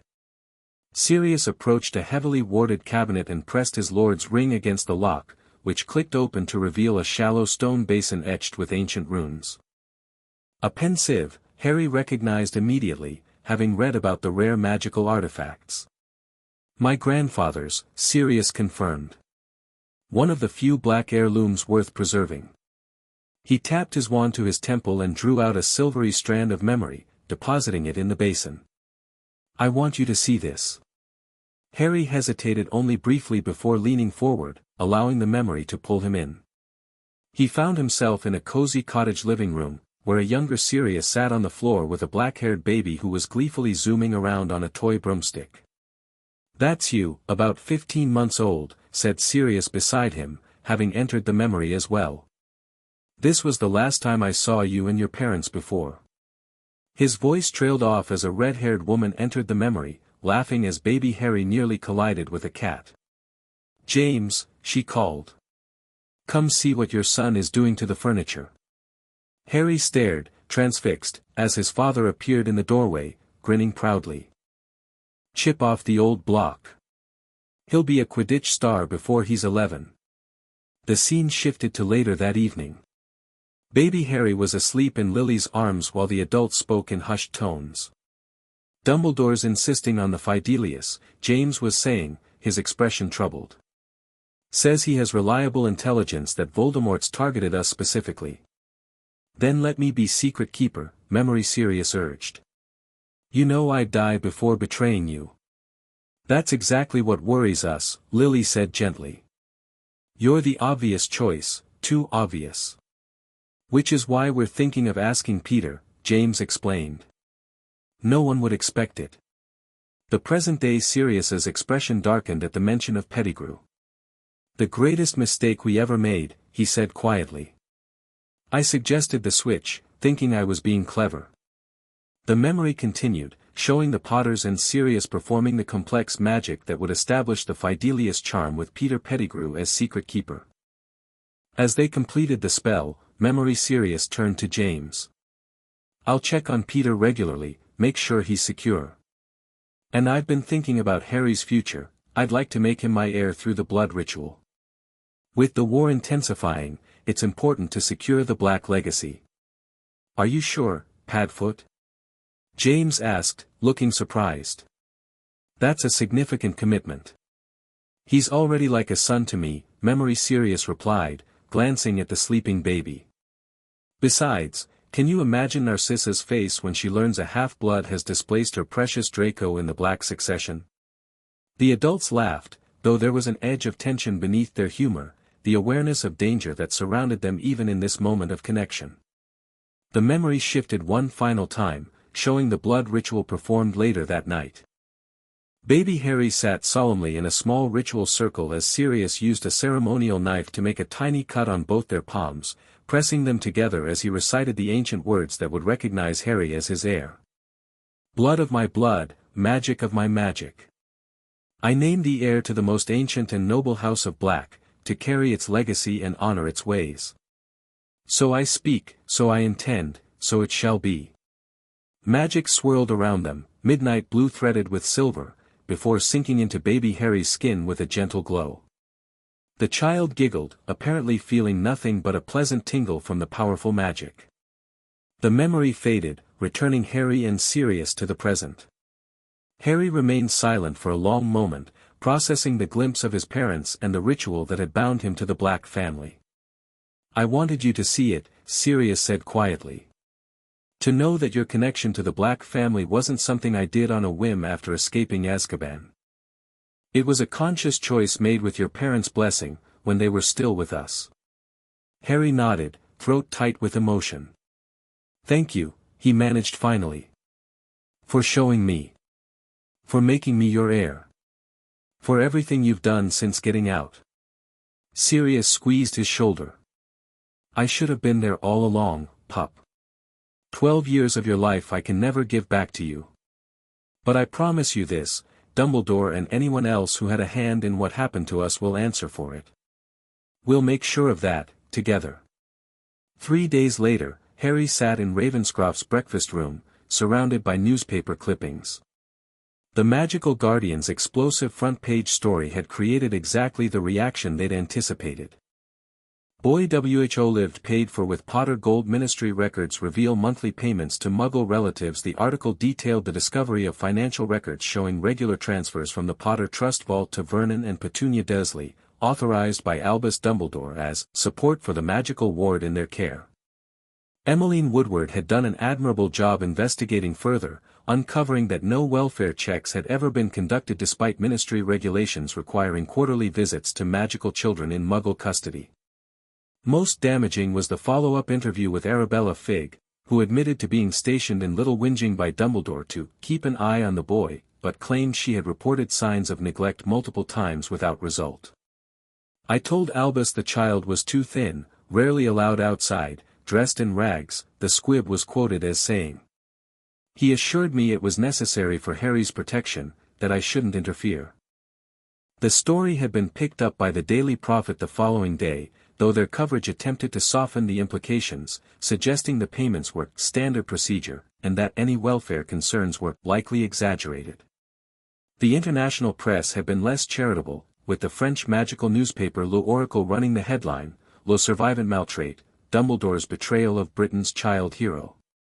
They've called an emergency session of the Wisengamot, Neville reported, having just arrived via the secure Flug connection from Longbottom Manor. Gran says Dumbledore is trying to prevent a formal inquiry, claiming national security concerns. Predictable, Harry nodded, sorting through the clippings. He'll argue that discussing my living situation publicly could compromise the protections he placed. What protections? Daphne Greengrass asked skeptically from her seat by the window. Blood wards require love and acceptance to function properly. From what you've told us, the Dursleys provided neither. Harry smiled slightly at his friend's incisive comment. Over the past 2 years, Daphne had become one of his most trusted confidants, her sharp political mind and unfailing loyalty proving invaluable. Exactly the question Augusta will raise when Dumbledore makes that claim, he agreed. Along with why these supposedly critical protections were never officially documented or inspected. The flue flared green again, admitting Andromeda, who carried a thick folder of parchments.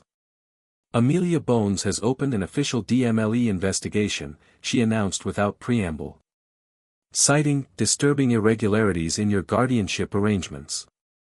She's requesting access to the full financial records and guardianship documents. Which Dumbledore will fight, Harry predicted. Already is, Andromeda confirmed. He's claiming executive privilege as chief warlock to classify certain aspects of your case. Amelia's furious, says he's overstepping his authority and interfering with a legitimate investigation. Neville looked troubled. Can he do that? Block the DMLE from investigating? Not legally, Harry said. But Dumbledore often operates in the grey areas between official authority and personal influence. He'll call in favors, pressure the minister, perhaps even claim it's for the greater good that certain details remain private. Meanwhile, Daphne added, the questions continue to circulate. The damage to his reputation is already done, regardless of whether a formal investigation proceeds. Harry nodded. That was always the primary objective. Not to take Dumbledore down immediately, he's too entrenched for that, but to create the first cracks in his carefully cultivated image. And to distract him from searching for you, Andromeda reminded him. Which appears to be working. Sirius reports that Moody and the others have been recalled to handle the political situation. Then we proceed with Phase 2, Harry decided. Neville, will Augusta support a motion for an independent review committee if Dumbledore successfully blocks the DMLE investigation? Absolutely, Neville confirmed. She's already discussing it with the neutral faction. With the current public interest, even some of Dumbledore's usual supporters might feel pressured to vote for transparency. Excellent. Daphne, did your father make contact with Madame Marchbanks? Daphne nodded. She's agreed to review the Educational Trust documents. As head of the Wizarding Examinations Authority, she has legitimate reason to question whether the Potter educational provisions were properly administered. And I've prepared the custody challenge documentation, Andromeda added, patting the folder she'd brought. Ready to file the moment we decide the timing is right. Harry surveyed his young but formidable team with satisfaction. What had begun as his personal quest for independence had evolved into something larger, a coordinated effort to reform a system that allowed powerful figures like Dumbledore to operate without accountability. Good, he said. Now, let's discuss the Horcrux situation. Ragnarok's team has made progress identifying likely candidates. The mood in the room sobered immediately. The existence of Voldemort's soul anchors remained their most closely guarded secret, known only to those in this room, Sirius, and select goblins. The diary has been located, Harry continued, referring to notes prepared by the goblin researchers. It's currently in Lucius Malfoy's possession, though he likely doesn't understand exactly what it is, just that it's dark and valuable. How do we get it? Neville asked. Sirius is handling that angle. As Lord Black, he has certain leverage over Narcissa Malfoy that he's prepared to exercise. Daphne raised an eyebrow. Marriage contract provisions. Precisely, Harry confirmed. The Black family marriage contracts contain clauses about preserving family magic and artifacts. Sirius can legally demand an inspection of any dark artifacts in Malfoy Manor that might have come from the Black collection. Clever, Daphne acknowledged. And the others? We've confirmed the locket is no longer in the cave where Voldemort originally hid it. According to Creature, the Black family house elf, Regulus Black discovered the Horcrux and died retrieving it. The locket was subsequently stolen by Mundungus Fletcher during one of his raids on Grimmauld Place. Mundungus? Andromeda frowned. The same man who may have been watching for you in London. The very same, Harry nodded. Sirius is having him tracked. Once located, retrieving the locket should be relatively straightforward. And the others? Neville pressed. The cup is almost certainly in the Lestrange vault at Gringotts. Ragnarok is exploring legal avenues to inspect it, based on evidence that it was stolen from its rightful owners. Harry paused. There's also a ring at the Gaunt Shack, which will require careful handling due to additional curses, and potentially something at Hogwarts itself. 5 Horcruxes, plus the one that was in your scar, Daphne summarized. That's an unprecedented level of soul fracturing. 7 is the most powerful magical number, Harry said grimly. Ragnarok believes Voldemort intended to create 6 Horcruxes, with the 7th piece remaining in his body, a 7-part soul. The room fell silent as they contemplated the enormity of the task before them.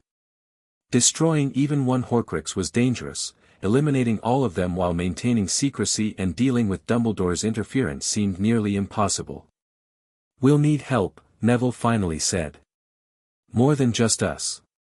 "Agreed," Harry nodded. "Which brings me to another matter. Sirius has convinced Remus Lupin to meet with me next week. If that goes well, he could be a valuable ally, both for his knowledge of obscure magic and his personal connection to my parents." "Can he be trusted?" Daphne asked bluntly. "He was Dumbledore's man for years." "Sirius believes recent events have shaken his faith considerably," Harry replied. "Learning about my treatment at the Desleys, combined with the revelation that Dumbledore knew Sirius was innocent but left him in Azkaban. Remus is questioning everything now. It's worth the risk," Andromeda opined. "Remus was brilliant even as a student. His condition has limited his opportunities, but not his abilities or intellect." The discussion continued as they refined their plans, assigned responsibilities, and considered contingencies. By mid-afternoon, when Neville and Daphne departed for their homes, a comprehensive strategy had been established for the coming months. Harry walked his friends to the floor room, thanking them for their continued support and arranging their next meeting. After they left, he returned to the library where Andromeda remained, reviewing legal documents. "You've created something remarkable here," she commented as he joined her. "At 7 years old, you've assembled a more effective opposition to Dumbledore than most adult wizards managed in decades." Harry shrugged slightly. "Necessity is a powerful motivator. And I haven't done it alone." "No, but you're the catalyst, the center around which everything else organizes." She set aside her quill, studying him thoughtfully. "Sometimes I forget how young you are, Harry. You've handled adult responsibilities and complex strategies with a maturity that most never achieve." "I had to grow up quickly," he said simply.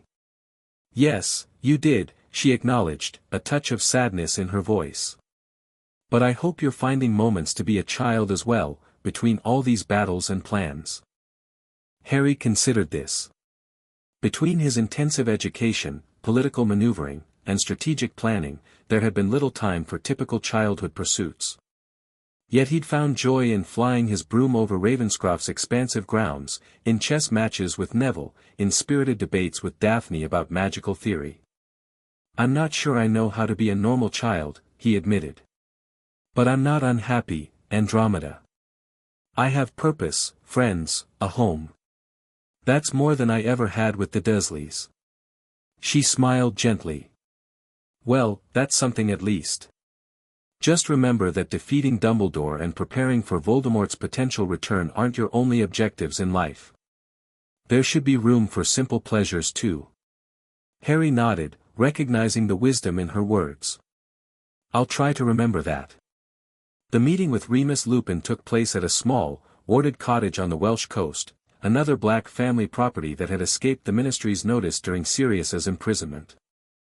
Harry arrived with Sirius via side-along apparition, his godfather keeping a protective hand on his shoulder as they approached the weathered stone building.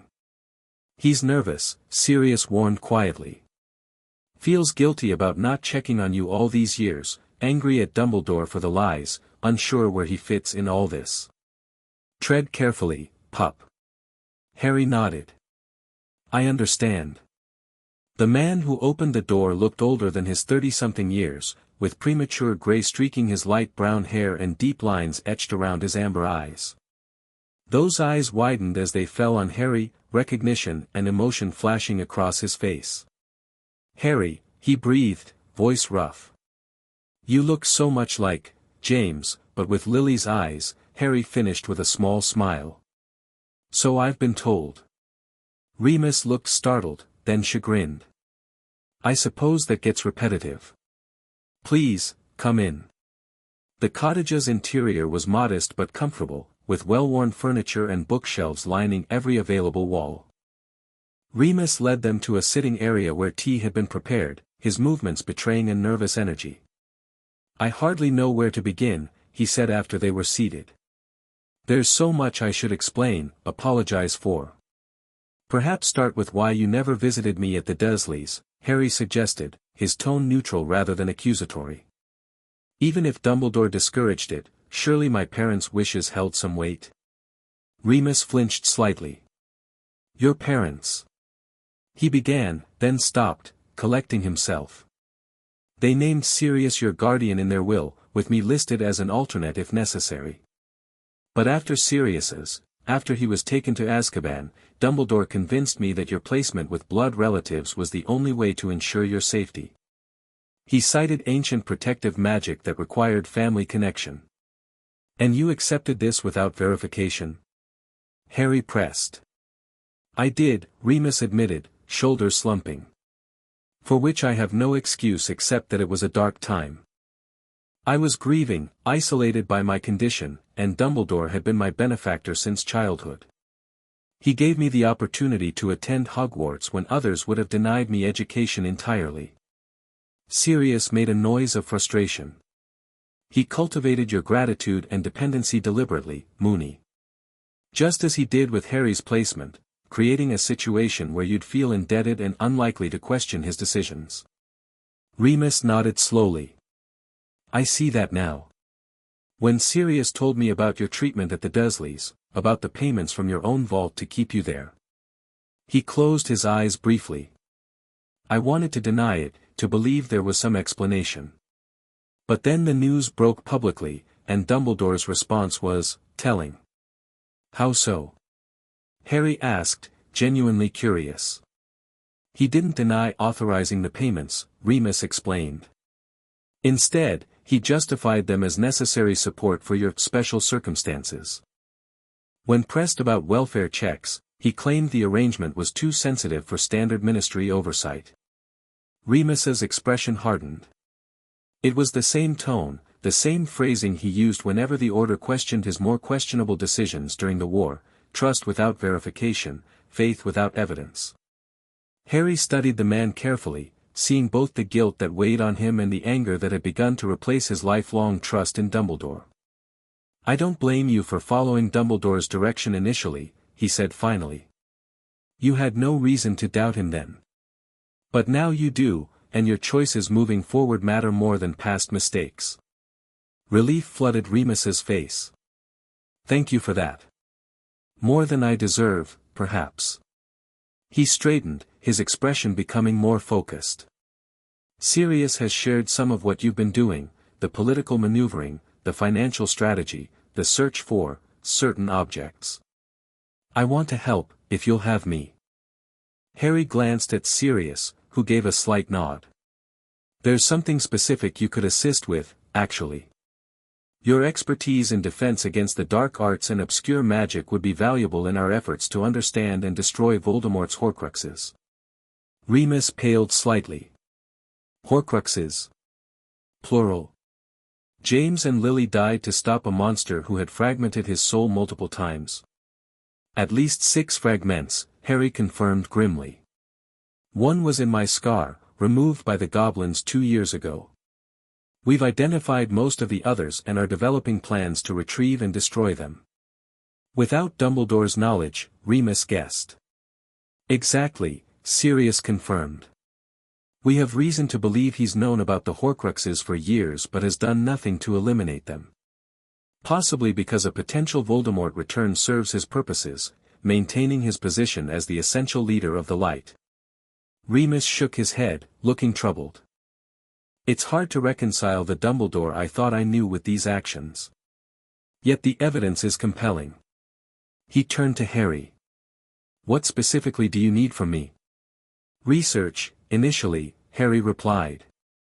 "The Black and Slytherin libraries contain references to soul magic, but deciphering the texts and identifying viable destruction methods requires expertise we don't currently have. Additionally, your knowledge of Dumbledore's thinking and methods could help us anticipate his next moves." For the next several hours, the three of them discussed strategy, shared information, and began integrating Remus into their plans. By evening, it was clear that the werewolf's analytical mind and extensive magical knowledge would indeed be valuable assets. As they prepared to leave, Remus pulled Harry aside. "There's something I want to give you," he said, retrieving a small wooden box from a bookshelf. "Your mother left this with me for safekeeping shortly before they went into hiding. I think she sensed something might happen." The box was carved with lilies and charmed with preservation spells. Inside, Harry found a slender journal bound in soft green leather and a letter sealed with Lily Potter's personal mark. "I've never opened it," Remus said softly. "It was meant for you." Harry nodded, throat suddenly tight. "Thank you," he managed. "This means everything." Later that night, alone in his room at Ravenscroft, Harry carefully broke the seal on his mother's letter. The parchment seemed to shimmer slightly as it recognized his touch, a family magic verification, he realized. "My dearest Harry, if you're reading this, then our worst fears have come to pass, and your father and I are no longer with you. I hope with all my heart that you are safe, loved, and happy, growing up with Sirius or perhaps Remus guiding you. There is so much I wish I could tell you, so many warnings I need to give. The prophecy that forced us into hiding is only part of a larger pattern. Dumbledore believes it refers to you, but I have uncovered evidence suggesting his interpretation may be self-serving. Trust your instincts, my son. The journal accompanying this letter contains my research into ancient protective magics and certain inconsistencies I discovered in Dumbledore's accounts of his defeat of Grindelwald. I believe there is a connection between that historic duel and his current interest in you and Voldemort. Should anything happen to us, remember that you are loved beyond measure. Your father and I would give anything, have perhaps given everything, to ensure your survival. But mere survival is not enough. You deserve a life of your own choosing, not one dictated by prophecy or the machinations of powerful men. All my love, Mum. Harry read the letter 3 times, tears blurring his vision. His mother had seen through Dumbledore's manipulations even then. She had prepared contingencies, left breadcrumbs for him to follow. The journal proved equally revelatory. Lily Potter had been a brilliant witch with a methodical mind. Her notes detailed obscure protective rituals, theoretical magic involving sacrificial intent, and carefully documented inconsistencies in the official account of Dumbledore's rise to prominence. Most disturbing was her final entry, dated just days before her death. "Albus visited again today. His interest in the cloak disturbs me. He claimed he wanted to examine it for research purposes, but his questions focused specifically on its resistance to detection charms. James lent it to him reluctantly. Family tradition dictates the cloak passes directly from parent to child. Later, I overheard him speaking with someone via Flo, not Moody or another order member. The conversation referenced Hallows and mastery of death. When I entered the room, he ended the call abruptly. Something larger is at play. The prophecy, Voldemort's unusual interest in Harry specifically rather than Neville, Albus's sudden insistence on taking personal charge of our protection arrangements instead of leaving them to Sirius as we'd planned. I've placed additional protective charms on Harry's room. If the worst happens, the ritual I've adapted from the ancient texts should provide some measure of protection. Blood magic is considered dark by modern standards, but its roots lie in love and sacrifice, the purest intentions. James thinks I'm being paranoid, but has agreed to the preparations anyway. Better safe than sorry, he says. I pray we're both wrong. Harry closed the journal, mind racing. His mother's suspicions aligned too closely with their own discoveries to be coincidental. The reference to Hallows connected directly to the Peveril journal he'd found in the hidden chamber, the Deathly Hallows, 3 legendary objects said to master death. One of which was the Potter family's invisibility cloak. The implications were staggering. If Dumbledore had sought the Hallows, if he had manipulated events to gain access to the cloak specifically, then his interest in Harry might extend beyond the prophecy, to Harry's inheritance as the last Peveril descendant. Mum, he whispered to the empty room, I think you were right about everything. The next Wisengamot session proved every bit as contentious as anticipated. Harry watched the proceedings remotely through a specially enchanted mirror linked to Augusta Longbottom's private viewing box. Dumbledore presided with his customary grandfatherly demeanor, though Harry noted the tight lines around his eyes and mouth that betrayed underlying tension. The chief warlock guided the routine business efficiently until Tiberius Ogden, a respected elder of the neutral faction, rose to address the chamber. In light of recent public revelations regarding the guardianship of Harry Potter, I move for the formation of an independent review committee to examine all arrangements made for the boy who lived following the events of October 1981. Murmurs rippled through the assembly as Dumbledore's expression remained carefully neutral. While I appreciate Lord Ogden's concern, he responded smoothly, I must caution the body against proceeding with such a review at this time.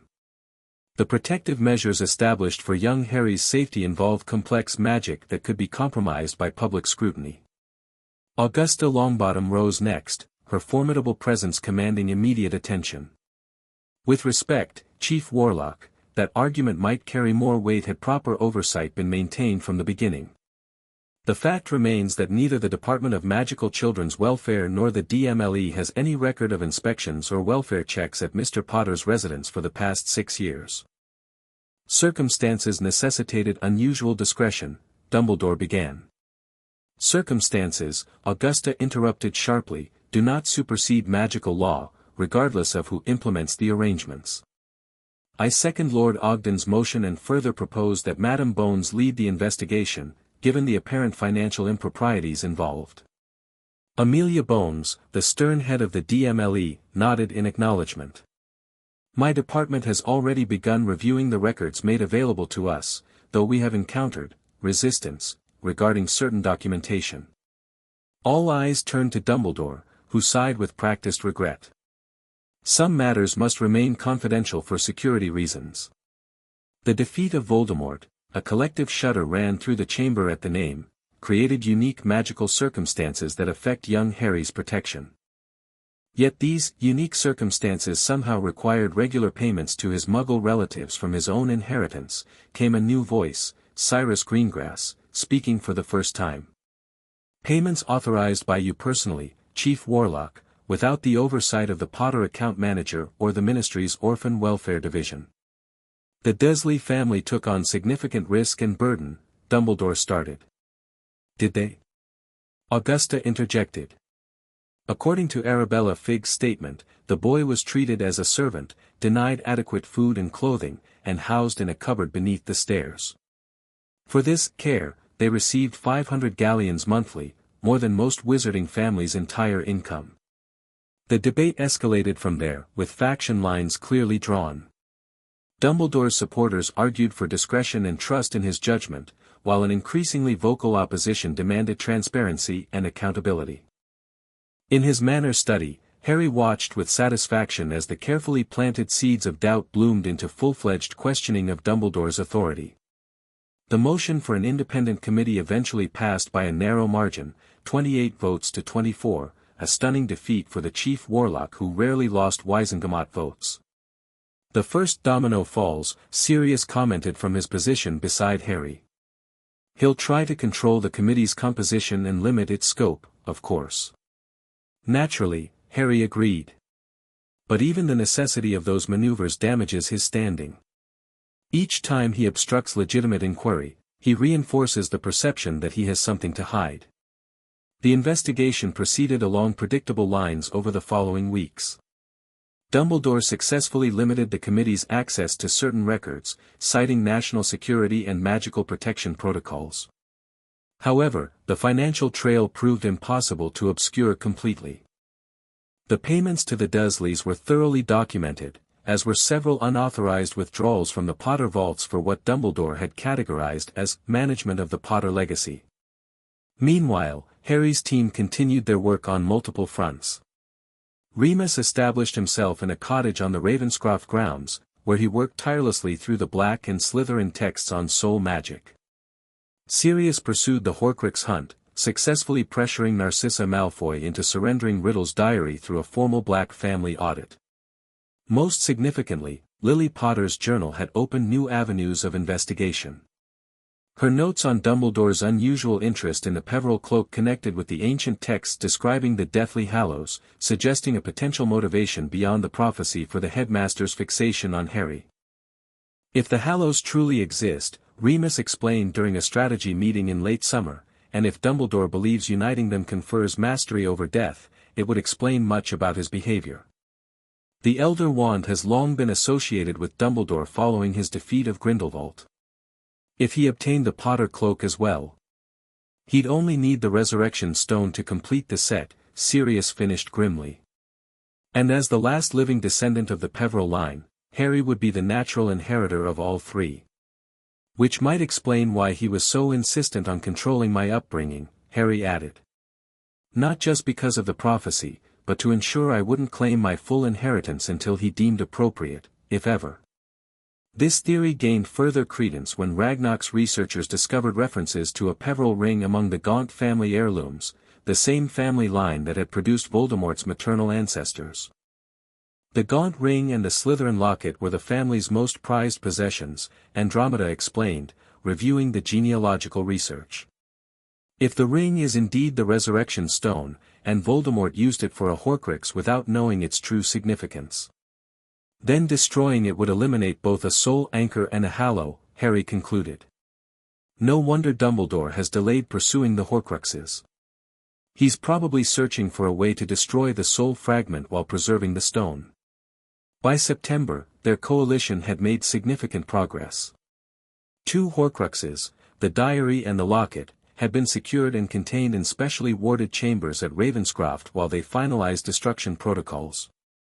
The Wizengamot investigation continued to erode Dumbledore's political capital, forcing him to expend considerable energy defending his past decisions. Most importantly, Harry's network of allies had expanded beyond their initial core group.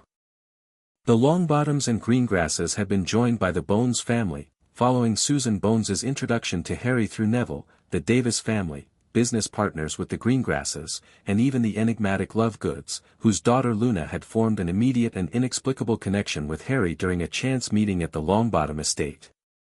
She sees things differently, Neville had explained after introducing them. Her mother was a brilliant experimental charms mistress before the accident.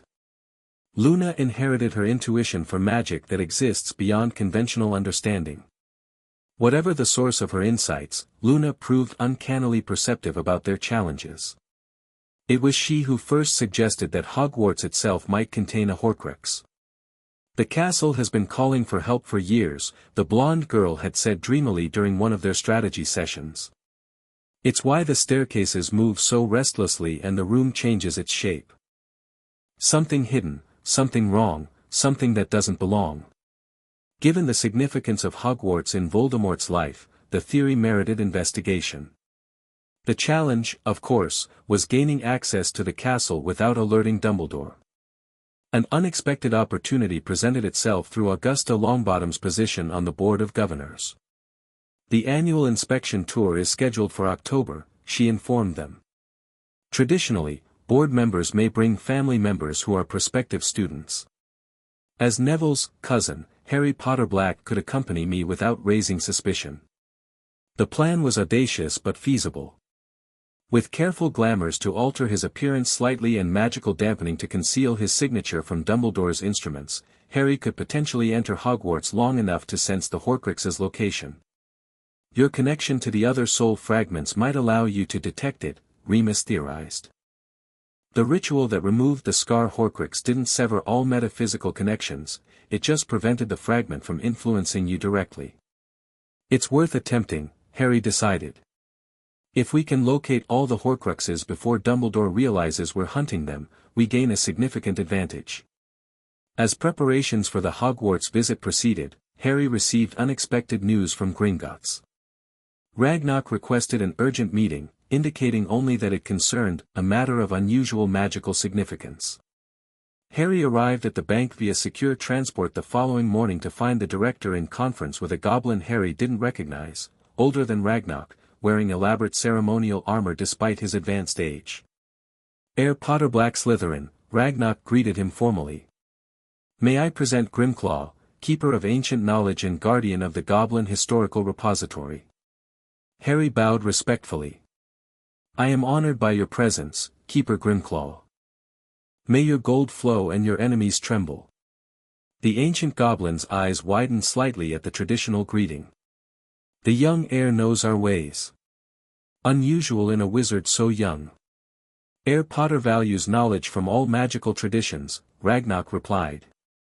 Which is relevant to why we've summoned him today. Grimclaw nodded gravely. In light of your hunt for the soul fragments, I was consulted regarding ancient methods of destruction. During my research, I encountered references to your unique situation, specifically, the removal of a soul anchor from a living vessel. Harry leaned forward, intrigued. You found precedent for my case? Not precisely, the old goblin said. But something potentially more significant. The ancient texts speak of rare individuals who survive direct contact with corrupted soul magic. They are called, Viatorum Animarum in the old tongue, soul travelers. What does that mean exactly? Harry asked. Such individuals develop unusual magical abilities, Grimclaw explained. Including the capacity to sense and interact with soul magic more broadly. The texts suggest this manifests around the 7th or 8th year of life. Harry's mind raced. He had noticed changes in his magic over the past year, increased sensitivity to magical auras, occasional flashes of insight about people's intentions, and most recently, dreams of strange corridors and hidden chambers that felt distinctly real. You believe I am becoming a soul traveler because of my connection to Voldemort's Horcrux? The possibility exists, Grimclaw confirmed. The removal of the soul fragment before it fully corrupted you, combined with your triple heritage and the unusual circumstances of your survival as an infant, creates a unique magical profile. What would this mean practically? Harry pressed. If the condition manifests fully, you would possess heightened awareness of soul magics of all kinds, not just the corrupted variants. The ability to detect Horcruxes would be merely the beginning.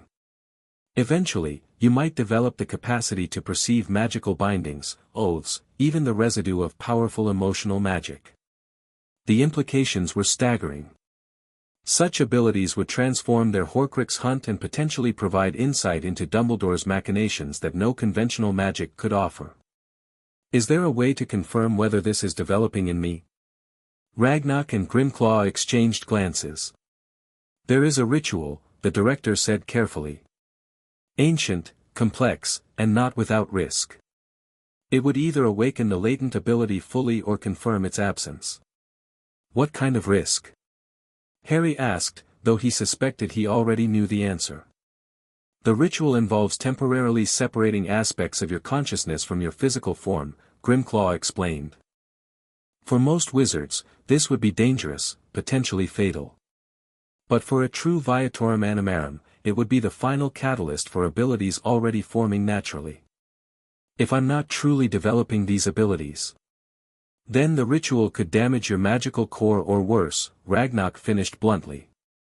Which is why we present this information as an option to consider carefully, not a recommendation. Harry nodded slowly. How long do I have to decide? The optimal timing would be the autumn equinox, Grimclaw replied. When the balance between worlds is naturally at its thinnest. That gives you 3 weeks to consider. 3 weeks to weigh a potentially fatal ritual against abilities that could prove decisive in their struggle against both Voldemort and Dumbledore. It was yet another impossible choice in a young life already filled with them. I'll consult with my advisors, Harry said finally. And inform you of my decision before the equinox. As he left Gringotts that day, Harry felt the weight of responsibility pressing heavier than ever on his young shoulders. The path before him grew increasingly complex, the stakes impossibly high. Yet despite everything, he found himself more determined than ever to see this through, to honor his parents' sacrifice, to fulfill his mother's warnings, and to create a future where no child suffered as he had under Dumbledore's manipulations. The game of shadows and strategy continued. And Harry Potter, barely 7 years old, was becoming a formidable player indeed.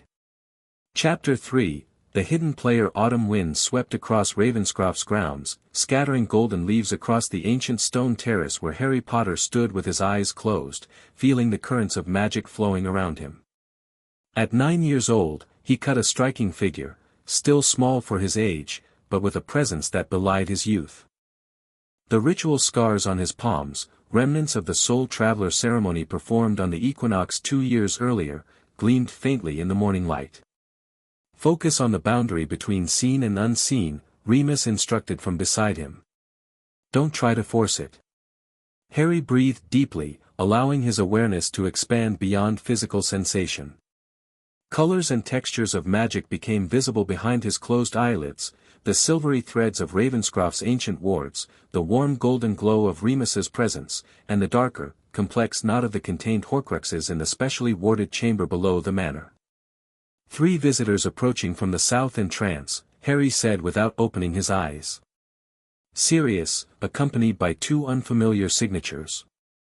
One feels, cold, disciplined. The other burns bright but controlled. Remus smiled. Impressive. Your range has extended again. Harry opened his eyes, the world gradually shifting back to normal visual perception. The Soul Traveler abilities have proven worth the risk, he acknowledged. Though I still can't maintain the heightened awareness for more than 20 minutes without exhaustion. Few adult wizards could manage 5, Remus reminded him. Your progress continues to exceed all expectations. They made their way inside to the grand entrance hall where Sirius was indeed arriving with 2 visitors, a tall, austere woman with steel-gray hair pulled into a tight bun, and a younger man with aristocratic features and calculating eyes. Harry, Sirius called cheerfully, may I present Madame Evangeline Rosier, matriarch of House Rosier and head of the French Department of Magical Antiquities, and her nephew, Sebastian Rosier, currently serving as France's deputy magical ambassador to Romania. Harry bowed formally. Madame Rosier, Monsieur Rosier. Ravenscroft welcomes you. May magic flourish between our houses. Evangeline Rosier studied Harry with piercing blue eyes. So. This is the boy who has set the European magical courts buzzing with speculation. Her English carried only the faintest trace of a French accent. I expected someone, taller.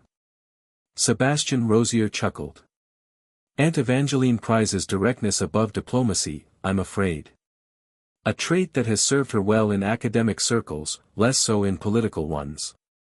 Honesty is preferable to flattery, Harry replied, unperturbed.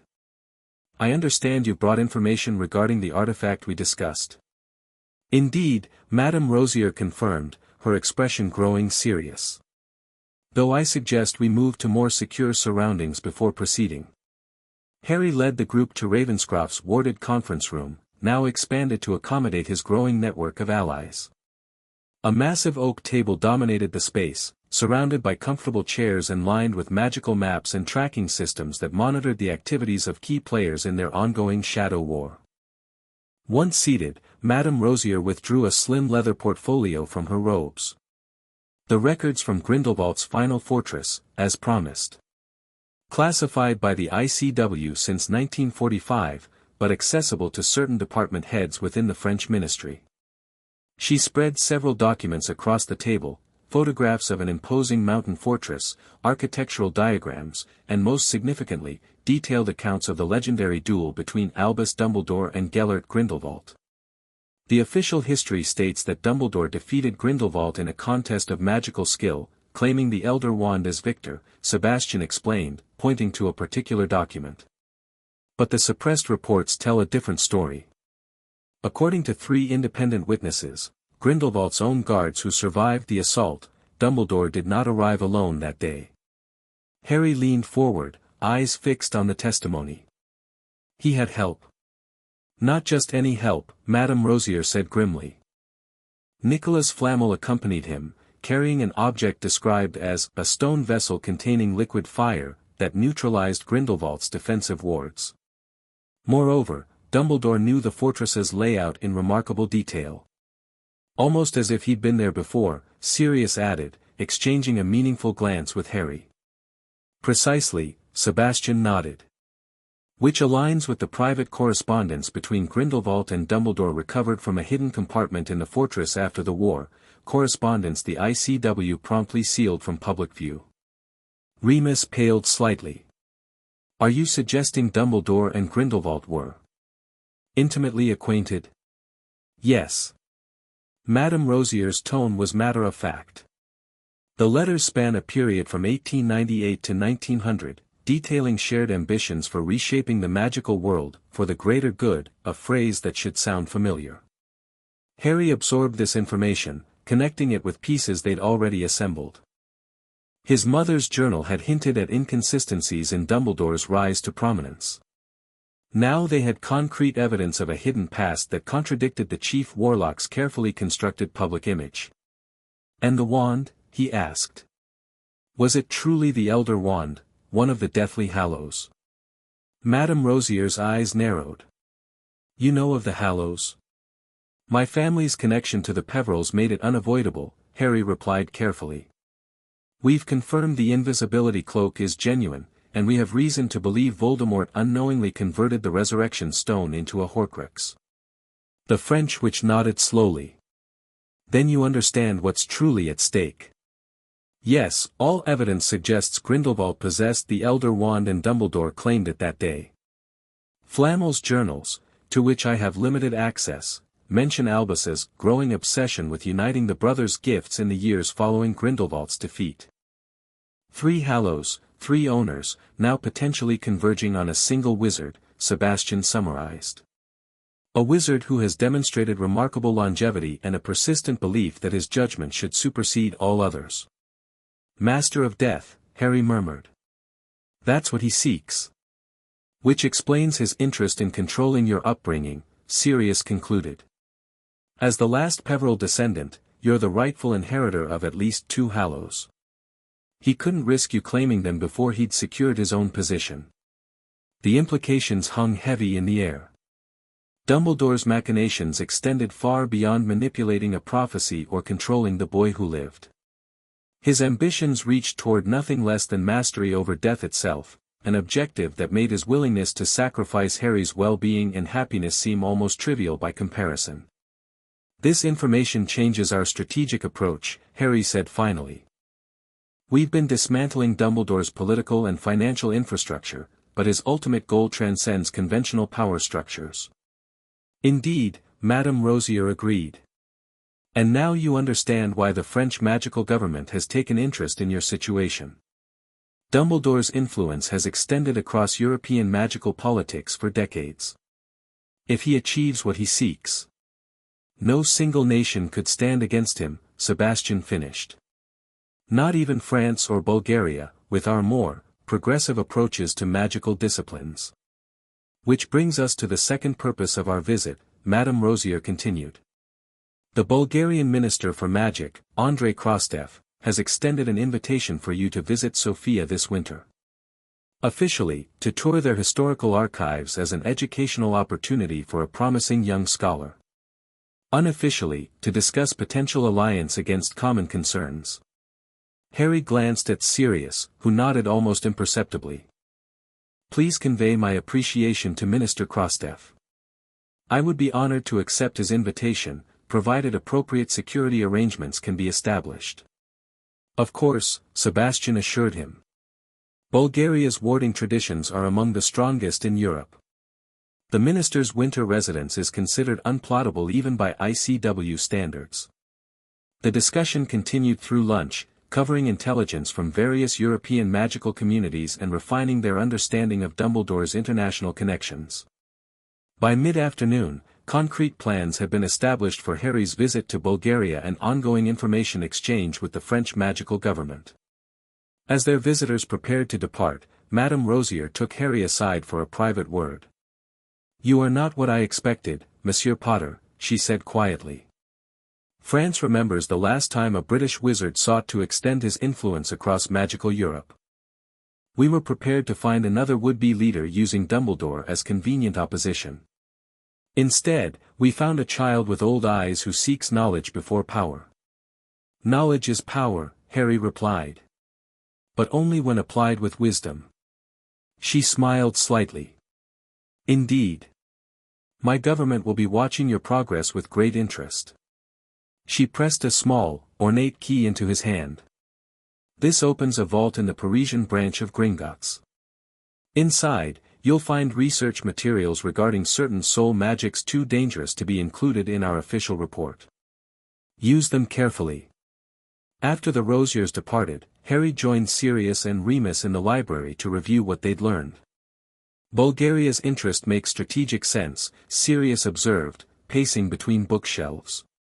They've resisted Dumbledore's influence in the ICW for decades, particularly regarding classification of magical disciplines. Remus nodded. Their tradition doesn't recognize the rigid British categories of dark and light magic. They evaluate spells based on intent and consequence rather than arbitrary classification. Which could prove invaluable for our Horcrux research, Harry agreed. Speaking of which, how are we progressing with the destruction protocols? Remus gestured to a large tome open on his desk. The Soul Traveler texts you accessed during your ritual provided the missing pieces. Basilisk Venom or Fiend Fire remain the most effective methods, but your unique abilities offer a third option, channeling purification magic directly into the corrupted vessel. Dangerous, Sirius frowned. It would require direct magical contact with the Horcrux.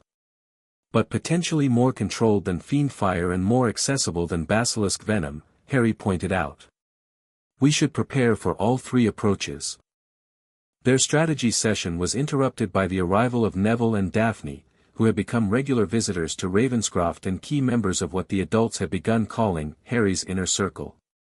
Sorry we're late, Neville said, looking unusually animated.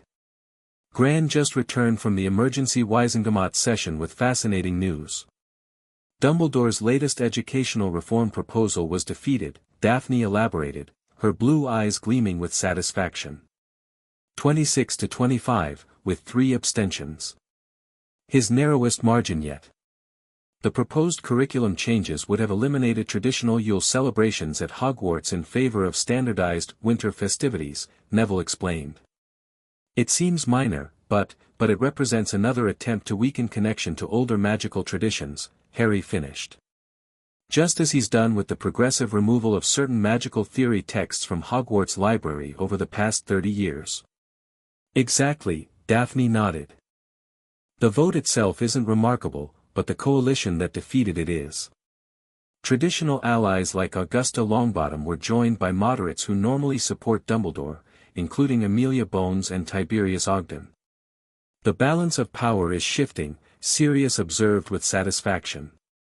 Our behind-the-scenes work is bearing fruit.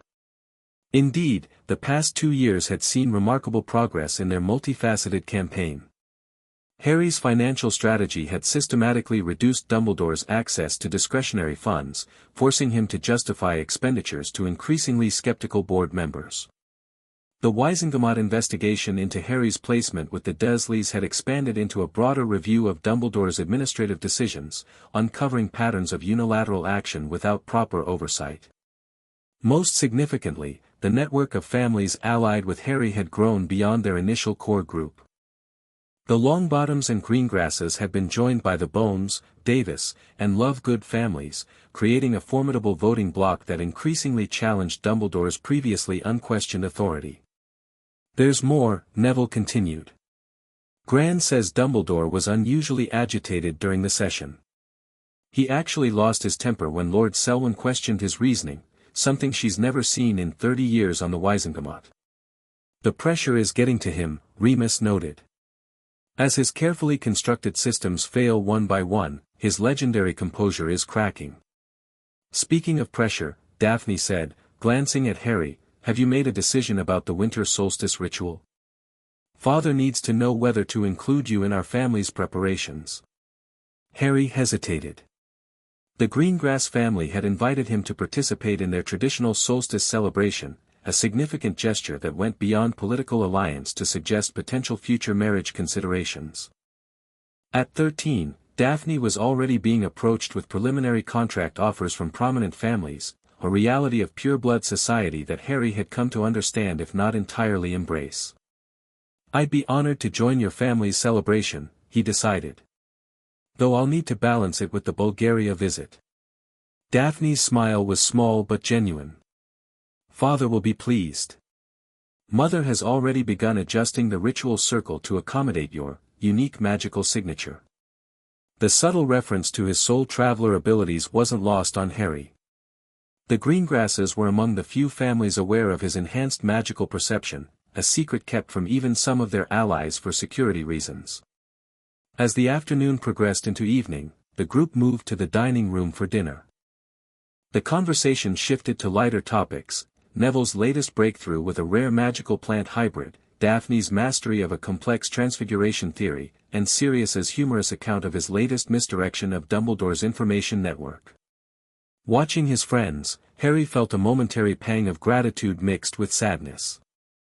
In another life, the one Dumbledore had planned for him, he would have grown up isolated and ignorant, arriving at Hogwarts desperately seeking acceptance and guidance. Instead, he had built this family of choice, this network of loyal friends and allies who saw him as more than a prophesied savior or political tool. Yet the cost of this independence had been the normal childhood experiences others took for granted. While his peers attended primary school, made casual friends, and enjoyed simple pleasures, Harry had been mastering occlumency, studying financial systems, and navigating political alliances. "You've gone quiet," Daphne observed softly, having moved to sit beside him. "Thinking about what might have been again?" Harry smiled slightly. She knew him too well. "Just appreciating what is," he deflected smoothly. She raised a skeptical eyebrow but didn't press further. Instead, she discreetly slid a small package across the table to him. "An early birthday gift. Open it later, when you're alone." After dinner, Neville departed for Longbottom Manor, while Daphne remained behind for their regular practice session. In the years since their first meeting, they had established a pattern of magical training together, Harry's raw power and intuitive approach complementing Daphne's technical precision and theoretical knowledge. Tonight's focus was wandless magic, an area where Harry's abilities had advanced significantly since the Soul Traveler ritual. In the training room, they faced off in a friendly duel, using only minimal shields and simple spells for safety. "Ready?" Daphne asked, centering herself with practiced ease. Harry nodded, extending his awareness to feel the currents of magic around them. Without warning, Daphne flicked her fingers, sending 3 rapid stinging hexes toward different points of his body. Harry deflected 2 with a wandless shield and sidestepped the third, returning fire with a subtle disarming charm. Daphne countered with a precisely timed shield, her movements economical and fluid. "You're still telegraphing your wandless casting," she critiqued. "The magic gathers visibly around your hand before release. And you're still favoring your right side on defense," he countered, demonstrating by sending a harmless light spell toward her left shoulder, which she barely blocked in time. They continued for nearly an hour, trading spells and critiques with the comfortable familiarity of longtime training partners. By the end, both were breathing hard but smiling.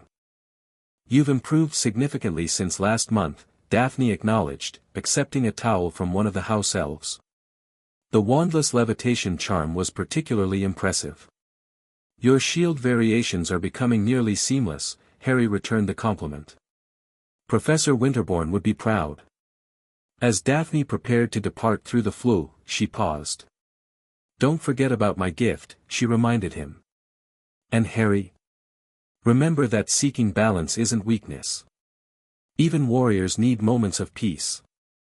Alone in his quarters later that evening, Harry unwrapped Daphne's gift, a beautifully crafted pocket watch of silver and platinum. Unlike typical wizarding timepieces with their numerous hands and planets, this one featured a simple face with an unusual addition, a small compass rose that oriented not to magnetic north, but to what the enclosed note described as, "your true path." "When decisions cloud your judgment," Daphne had written, "the watch will indicate the direction aligned with your core values, not others' expectations." Magic responds to the heart's true intent, after all.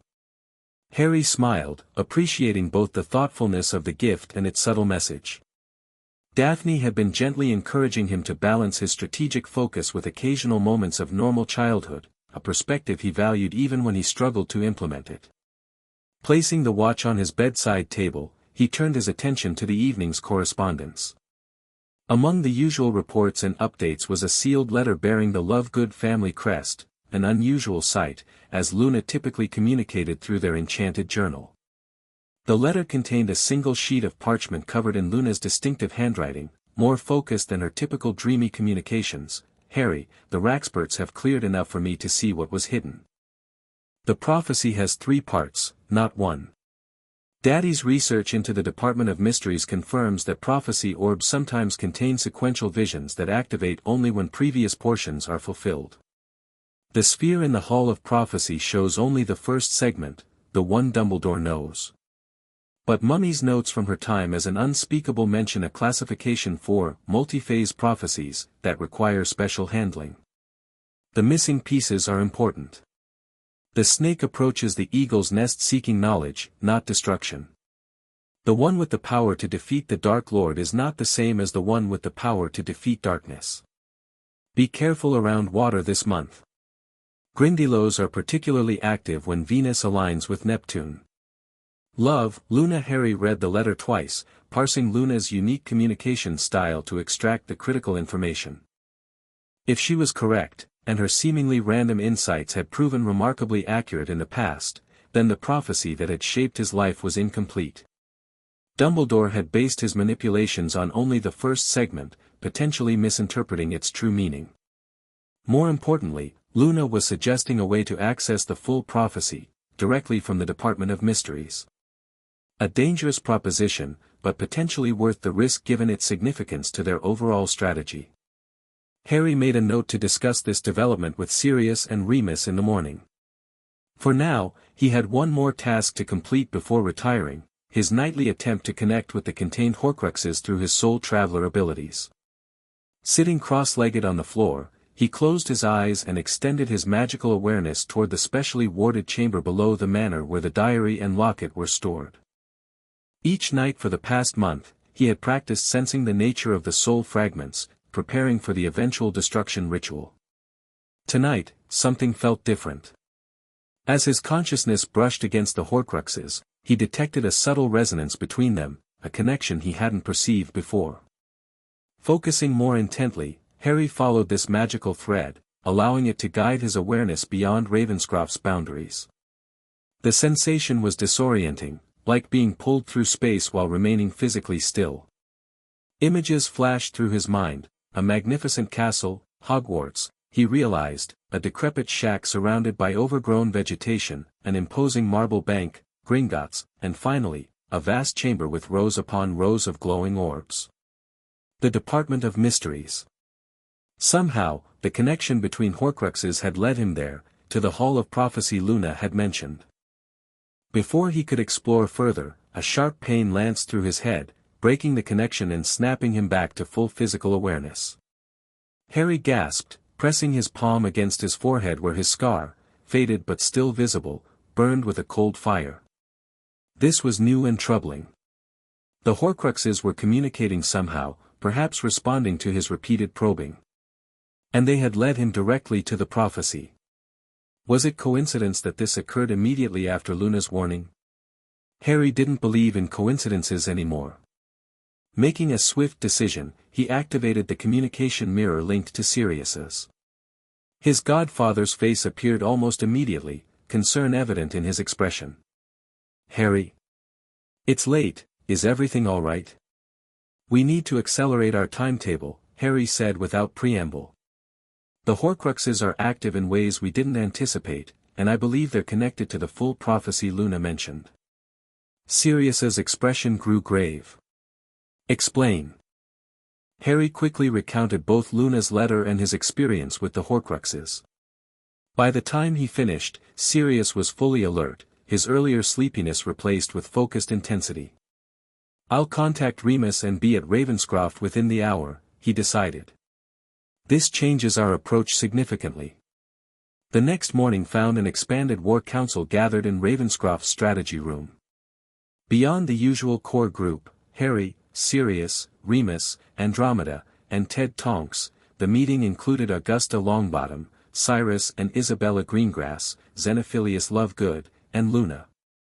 The connection between Horcruxes is consistent with what we know about soul magic, Xenophilius explained, looking more focused than his typically distracted demeanor. My research suggests that fragments from the same source maintain a metaphysical tether, regardless of physical distance. Which explains how Harry's consciousness was drawn to the other locations, Remus nodded. His soul traveler abilities allowed him to follow those connections. But why to the Department of Mysteries specifically? Andromeda questioned. If these tethers exist between all the Horcruxes, why was he pulled there rather than to the other unrecovered fragments? Luna spoke up, her dreamy voice containing unusual clarity. Because that's where the answers lie. The prophecy isn't just about Harry, it's about magic itself. The balance that was disrupted long before Voldemort or Harry were born. Augusta Longbottom leaned forward, her formidable presence commanding attention. What exactly did your mother's notes indicate about this multi-phase prophecy, Miss Lovegood? That true prophecies come in threes, Luna replied. Past, present, future. What was, what is, what will be. Dumbledore only heard the middle portion, the present crisis of his time. But without understanding what came before or what comes after, his interpretation is fundamentally flawed.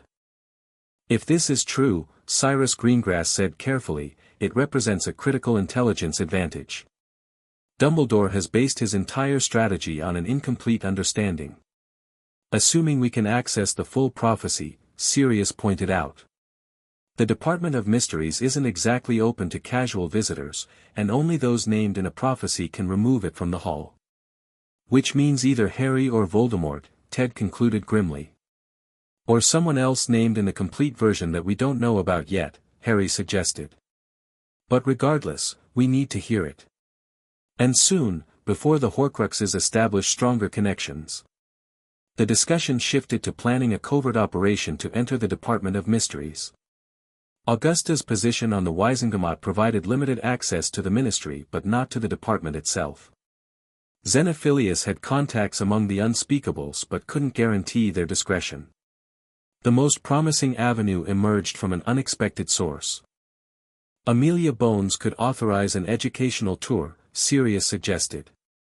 As head of the DMLE, she has interdepartmental authority for security reviews. If she were to conduct an inspection with her niece Susan and Susan's study partners. A thin pretext, Andromeda cautioned. But potentially workable, especially if timed during a holiday when the Ministry is less populated. The winter solstice, Luna said suddenly. The veil between worlds thins. Prophecies speak more clearly. It would be the optimal time. The planning continued for hours, addressing contingencies, security measures, and the critical question of who would accompany Harry. By midday, a preliminary operation had been outlined. Amelia Bones would conduct a departmental security review on December 21st, bringing Susan Bones, Neville Longbottom, and cousin Harry as educational observers. Luna would provide detailed guidance on locating the specific prophecy orb, while Sirius and Remus would remain outside the Ministry as emergency backup. With the immediate crisis addressed, the meeting shifted to other pressing matters, particularly the ongoing campaign against Dumbledore's influence and the hunting of remaining Horcruxes. The cup remains our most challenging target, Remus reported. As we suspected, it's in the Lestrange vault at Gringotts. Ragnarok continues to explore legal avenues for inspection, but Goblin law regarding client vaults is extraordinarily strict. What about the ring at the Gaunt Shack? Cyrus inquired. Heavily warded, Sirius grimaced.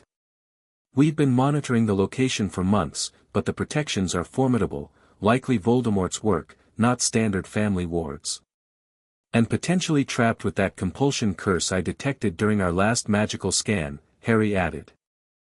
Anyone attempting to claim the ring would be overwhelmed with desire to wear it immediately, triggering the more lethal curses embedded in the stone. That leaves the Hogwarts Horcrux as our next best target, Augusta concluded. The Board of Governors inspection tour is scheduled for November 15th. We can proceed with the original plan to have Harry accompany me as Neville's relation. As the meeting concluded and the various allies departed to implement their assigned tasks, Harry found himself alone with Luna in Ravenscroft's solarium. The blonde girl was examining a peculiar plant with apparent fascination, speaking to it in soft tones. "You've known about the complete prophecy for some time, haven't you?" Harry asked quietly. Luna didn't look up from the plant. "Not known. Sensed. There's a difference." She finally turned to face him, her silvery eyes unusually focused. "The pieces have been coming together since we met. Your magic calls to certain people, Harry Potter. It's been building a circle of exactly who you need. For what purpose? To rebalance what was thrown into chaos long ago." She tilted her head slightly. "The Soul Traveler ritual didn't create something new in you. It awakened what was always meant to be." She reached out, lightly touching the faded lightning scar on his forehead. "Marked as an equal, but equal to what? That's the question Dumbledore never properly asked." Before Harry could respond to this cryptic statement, Luna smiled dreamily. "You should practice your Parseltongue more regularly. The garden snakes have interesting perspectives on magical currents in the ground." With that non sequitur, she drifted away, leaving Harry both puzzled and thoughtful. Luna's reference to Parseltongue wasn't surprising. The ability had manifested shortly after the Soul Traveler ritual, confirming his Slytherin heritage, but her implicit suggestion that it might provide insight into earth magic was intriguing. More significant was her comment about his magic, calling to certain people. Harry had noticed that his circle of allies had formed almost organically, each person bringing exactly the skills and connections needed at critical junctures. Was this mere coincidence, or something deeper at work? These philosophical questions would have to wait. The immediate priorities were clear: prepare for the Hogwarts visit to locate the hidden Horcrux, continue the Bulgaria arrangements for international alliance building, and develop a secure plan for accessing the complete prophecy. 2 weeks later, Harry stood in the entrance hall of Hogwarts School of Witchcraft and Wizardry for the first time. Despite having seen the castle in dreams and visions, nothing prepared him for the overwhelming sense of magical presence the ancient structure projected. Centuries of spellwork, thousands of magical signatures, and the very stones themselves radiated power that his enhanced senses perceived as a symphony of color and texture. "Impressive, isn't it?" Augusta Longbottom murmured beside him. "Even after decades of visits, the first view still takes my breath away." Harry nodded, careful to maintain the mild glamour that softened his famous features and the magical dampening that concealed his unique signature. To any observers, he appeared as Henry Pruitt, a distant relation of the Longbottoms being considered for early admission due to exceptional magical ability. "Gran, can we see the greenhouses first?" Neville asked, playing his role perfectly. "Professor Sprout is expecting us." After the official welcome, "Neville," Augusta replied. "Ah, here comes the headmaster now." Albus Dumbledore descended the grand staircase, resplendent in robes of midnight blue spangled with silver stars. His long white beard gleamed in the torchlight, and his blue eyes twinkled merrily behind half-moon spectacles. Every inch the benevolent grandfather figure the wizarding world revered. "Augusta, my dear," he greeted warmly. "Punctual as always." And young Neville, growing more like his father every day. His gaze shifted to Harry, a flicker of something, curiosity, concern, crossing his features before the grandfatherly mask reasserted itself. "And this must be the young relative I've heard about. Welcome to Hogwarts, my boy." "Thank you, headmaster," Harry replied politely, keeping his occlumency shields at maximum strength. "I'm honored to visit such a historic institution." Dumbledore studied him for a moment longer than was comfortable before turning back to Augusta. "The other governors have assembled in the staff room. Shall we join them? I believe young Neville and his cousin would enjoy a tour with our head boy and girl while we attend to business matters." "That would be acceptable," Augusta agreed. "Neville knows to behave appropriately and can show Henry the proper respect due to Hogwarts traditions." The message was clear: Neville would ensure Harry wasn't fed any propaganda during the tour. Dumbledore's smile tightened almost imperceptibly before he gestured toward two approaching students wearing gleaming badges.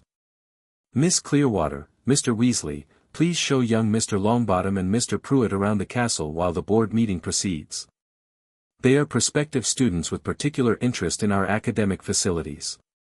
The head boy, a tall redhead with a serious demeanor, nodded formally. "Of course, Headmaster.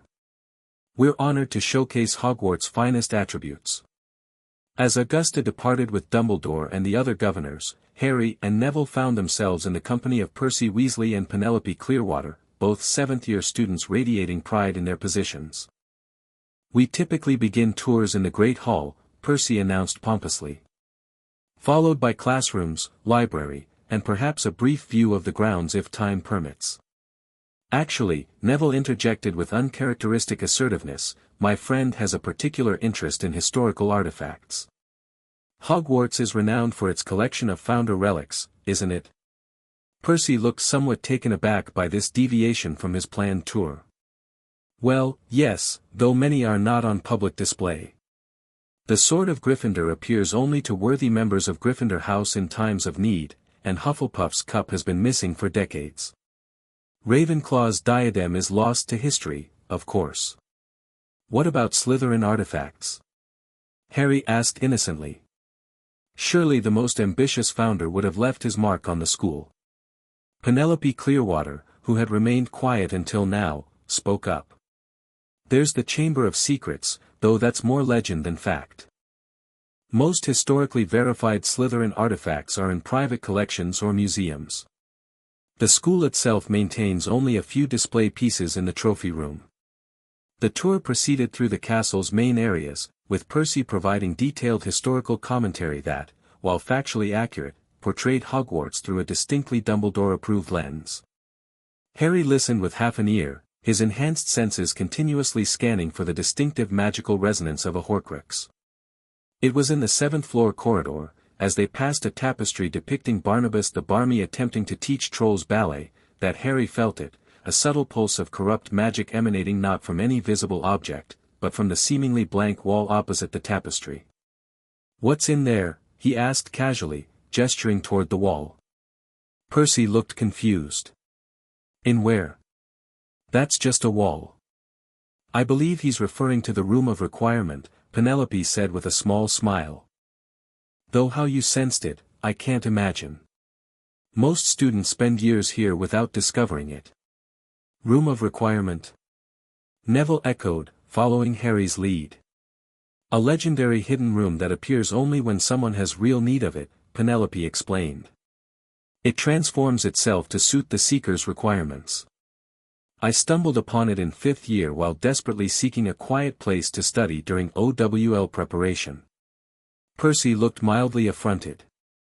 "The library provides adequate study facilities for all students, Miss Clearwater." "Not during exam weeks," she countered with good-natured exasperation. "In any case, it's a fascinating piece of the castle's magic." "Would you like to see it demonstrated?" she asked Harry and Neville. "Very much," Harry agreed immediately. Penelope approached the blank wall. "You need to walk past it 3 times, concentrating on what you need. Like so." She paced deliberately, her expression focused. On her third pass, an ornate door materialized in the previously blank wall. "Remarkable," Harry breathed, genuine amazement mixing with strategic interest. The Horcrux signature was definitely coming from within, but accessing it would require knowing exactly what to ask the room to become. "We should really continue the official tour," Percy protested. "The governors will expect a complete circuit of the educational facilities." "Just a quick peek," Penelope insisted, opening the door to reveal a cozy study space with comfortable chairs and well-stocked bookshelves. "See? It becomes whatever you need most. I asked for a comfortable place to explain the room's properties." Harry stepped inside, extending his magical senses to their fullest. The Horcrux was close but not in this specific configuration of the room. Somewhere else, in another version of this magical space, Voldemort had hidden a piece of his soul. "Fascinating magic," he commented. How specific can the requirements be? Extremely, Penelope replied. The room can become almost anything, within the limits of Hogwarts' overall magic, of course. Some students have found training rooms, others relaxation spaces. There are rumors it once revealed a fully stocked potions laboratory for a student researching a cure for his sister's illness. But not everything requested will be granted, Percy added, apparently deciding to demonstrate his own knowledge rather than hurry them along. The room operates under certain limitations. It cannot, for instance, create food, as that violates Gamp's law of elemental transfiguration. This information was invaluable. Harry now understood that the Horcrux was hidden in a specific configuration of the room, likely a storage or hiding place Voldemort had discovered during his time at Hogwarts. To access it, they would need to request exactly the right version of the room. The remainder of the tour passed without incident, though Harry noticed Dumbledore observing them from a distance at several points. The headmaster's casual appearances in corridors they happened to be traversing were too frequent to be coincidental.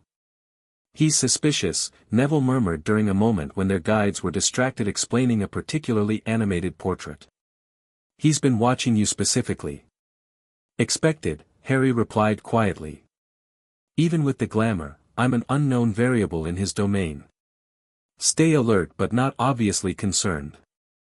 When they rejoined Augusta and the other governors for lunch in the Great Hall, Harry carefully maintained his role as an impressed prospective student, asking appropriate questions about curriculum and traditions. Throughout the meal, he felt Dumbledore's gaze returning to him repeatedly, though the headmaster's expression remained benignly interested rather than openly suspicious. Your school is truly impressive, Headmaster, Harry commented during a lull in conversation. I'm particularly fascinated by how the castle seems almost alive with magic. Do you find it responds differently to different people? A subtle test, designed to gauge Dumbledore's awareness of Hogwarts' semi-sentient nature, something Harry had sensed immediately upon entering. An insightful observation, young man, Dumbledore replied, his blue eyes twinkling.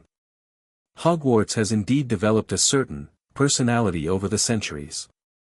As headmaster, I enjoy a unique connection with the castle's magic, but even first-year students often report that staircases or corridors seem to guide them when they're lost. Or misdirect them when they're somewhere they shouldn't be, added Professor McGonagall dryly. Indeed, Dumbledore chuckled.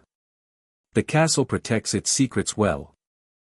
Some rooms remain undiscovered even after centuries, appearing only when needed or to those worthy of finding them. The knowing look that accompanied this statement confirmed Harry's suspicion. Dumbledore was aware of the Room of Requirement and possibly suspected Harry's interest in it. Whether he knew about the Horcrux hidden there remained unclear.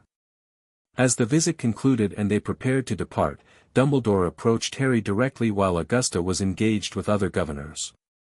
I hope you've enjoyed your glimpse of Hogwarts, Mr. Pruitt, he said warmly. You remind me somewhat of another student I once knew, unusually perceptive about the castle's magic from his first visit.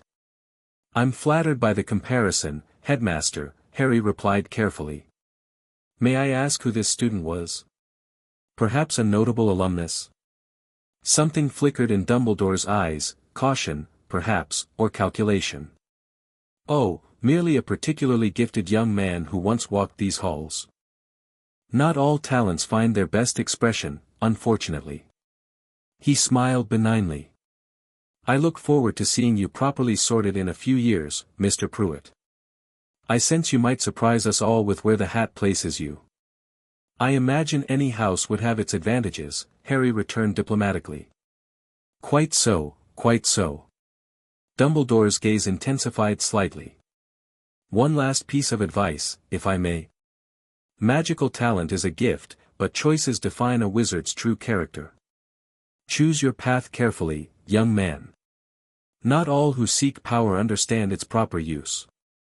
With that cryptic warning, he turned away to bid farewell to Augusta, leaving Harry with the distinct impression that Dumbledore had seen through at least some of his disguise, if not his identity, then certainly his level of magical ability. The return to Ravenscroft via Augusta's secure port key brought immediate debriefing with Sirius, Remus, and the core strategy team. Harry's discovery of the Horcrux's location in the Room of Requirement presented both opportunity and challenge. The room's nature complicates extraction, Remus observed. We'd need to know exactly how Voldemort conceptualized the space when hiding the Horcrux. And Dumbledore almost certainly suspects something about your visit, Sirius added grimly. Those casual observations and cryptic warnings are his standard approach when he's probing for information. But he doesn't know what exactly we're after, Harry pointed out. He might suspect I'm not who I claim to be, but he can't know about our Horcrux hunt unless he's monitoring this location, which Ragnarok assures me remains undetectable. So we proceed with the plan, Augusta concluded. Using the information you've gathered, we'll develop a strategy for accessing the correct configuration of the room during the next legitimate opportunity to enter Hogwarts. Which would be the Yule board meeting, Cyrus Greengrass noted. December 18th, 3 days before our Department of Mysteries operation. A tight timeline, but manageable. And potentially advantageous, Harry suggested. Conducting both operations in close proximity might actually enhance security. Dumbledore won't expect us to attempt two high-risk infiltrations within days of each other. The planning continued well into the evening, addressing contingencies and refining approach strategies. By the time the expanded team departed, leaving Harry with Sirius and Remus, a comprehensive operational plan had been established for both the Hogwarts and Ministry missions. You did well today, Sirius commented as they relaxed in Ravenscroft's family sitting room. Maintaining your cover while conducting reconnaissance isn't easy, especially under Dumbledore's direct observation. He knows something, Harry frowned. That comment about another student who noticed the castle's magic, he was referring to Tom Riddle, wasn't he? Remus nodded. Almost certainly. The parallel was a test, watching for your reaction to being compared to Voldemort. And his warning about power was deliberately provocative, Sirius added. Classic Dumbledore, seeding doubt while appearing to offer wisdom. Harry stared into the fireplace, processing the day's events. The castle itself was unexpected. I could feel centuries of magical intent layered throughout its structure. Almost like it was watching us, evaluating. Hogwarts is widely believed to have developed a form of sentience over time, Remus explained. Not human consciousness, but something more elemental, an accumulation of purpose and magical will. It didn't feel hostile to me, Harry reflected. Despite my connection to a Horcrux hidden within it. If anything, it seemed curious. The castle's magic predates both Dumbledore and Voldemort, Sirius pointed out. Its priorities might align more with its original purpose, nurturing magical education and protecting students, than with either wizard's agenda. Which could work to our advantage, Harry concluded thoughtfully. If the castle doesn't perceive our Horcrux hunt as contrary to its purpose, it might not alert Dumbledore to our activities. The conversation shifted to preparations for the upcoming Bulgaria visit, scheduled for the week between the Hogwarts and Ministry operations. Minister Krosdev had arranged for a secure international port key and extensive security protocols, recognizing the significance of hosting the boy who lived during such a politically sensitive time. The Bulgarian magical community approaches international relations very differently than Britain, Remus explained as they reviewed cultural briefing materials. They value direct speech and practical demonstrations of magical skill over political niceties. And their classification of magic focuses on intent rather than inherent characteristics, Harry noted. No spells are considered dark by default, only by how they're employed. Exactly, Sirius confirmed. Which is why they've maintained independence from ICW restrictions on certain magical disciplines. Their approach to soul magic, in particular, might prove invaluable for our Horcrux research. As the evening concluded, Harry retired to his quarters, mind still processing the day's experiences. The visit to Hogwarts had provided critical intelligence for their Horcrux hunt, but it had also confirmed something more personal, Dumbledore's continued interest in Harry himself, beyond political maneuvering or prophetic implications. The comparison to Riddle wasn't coincidental. Somehow, despite all their precautions, Dumbledore had sensed something in Harry that reminded him of the young Tom Riddle. Whether this was due to the lingering connection from the removed Horcrux, the similar magical sensitivity both had displayed, or something deeper remained unclear. What was clear, however, was that their shadow game had entered a new phase. Dumbledore was beginning to recognize that he faced coordinated opposition, not merely a series of unrelated setbacks. The coming weeks would test their planning, security, and resolve as never before. The Bulgarian Minister for Magic's winter residence defied conventional wizarding architecture. Rather than the ostentatious mansions favored by British magical nobility or the ornate chateaux of French tradition, Krostev's home was built directly into the face of a mountain, its elegant stone facade blending seamlessly with the natural rock formations. Harry arrived via international port key with Sirius and Remus, landing in a circular arrival chamber warded with more protective enchantments than he'd ever encountered in one location. Minister Krostev himself awaited them, a barrel-chested man with a close-cropped silver beard and penetrating dark eyes. "Lord Black, Mr. Lupin, welcome to Bulgaria," he greeted in accented but fluent English. His gaze settled on Harry with undisguised interest. "And Mr. Potter. Your reputation precedes you, young man." Harry bowed formally. "Minister Krostev, thank you for your invitation. I'm honored by your hospitality and the opportunity to learn from Bulgaria's magical traditions." Something like approval flickered across Krostev's weathered face. "Direct and respectful. Good. We have little patience for British diplomatic circling here." He gestured toward the interior. "Come. Others await who share our concerns about certain British influences in European magical politics." The others proved to be an impressive assembly of Eastern European magical leaders, the Romanian ambassador for magical cooperation, the Greek minister's senior advisor, and most surprisingly, Victor Krum, the teenage Bulgarian Quidditch prodigy whose family apparently held significant political influence.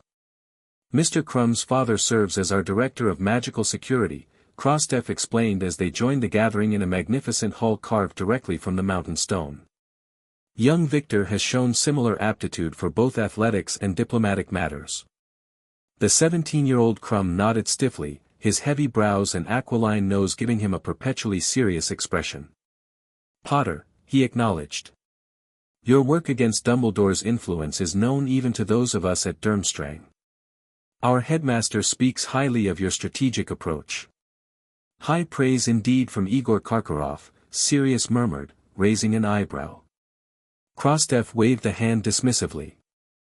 "Karkaroff's past allegiances are irrelevant to our present purpose.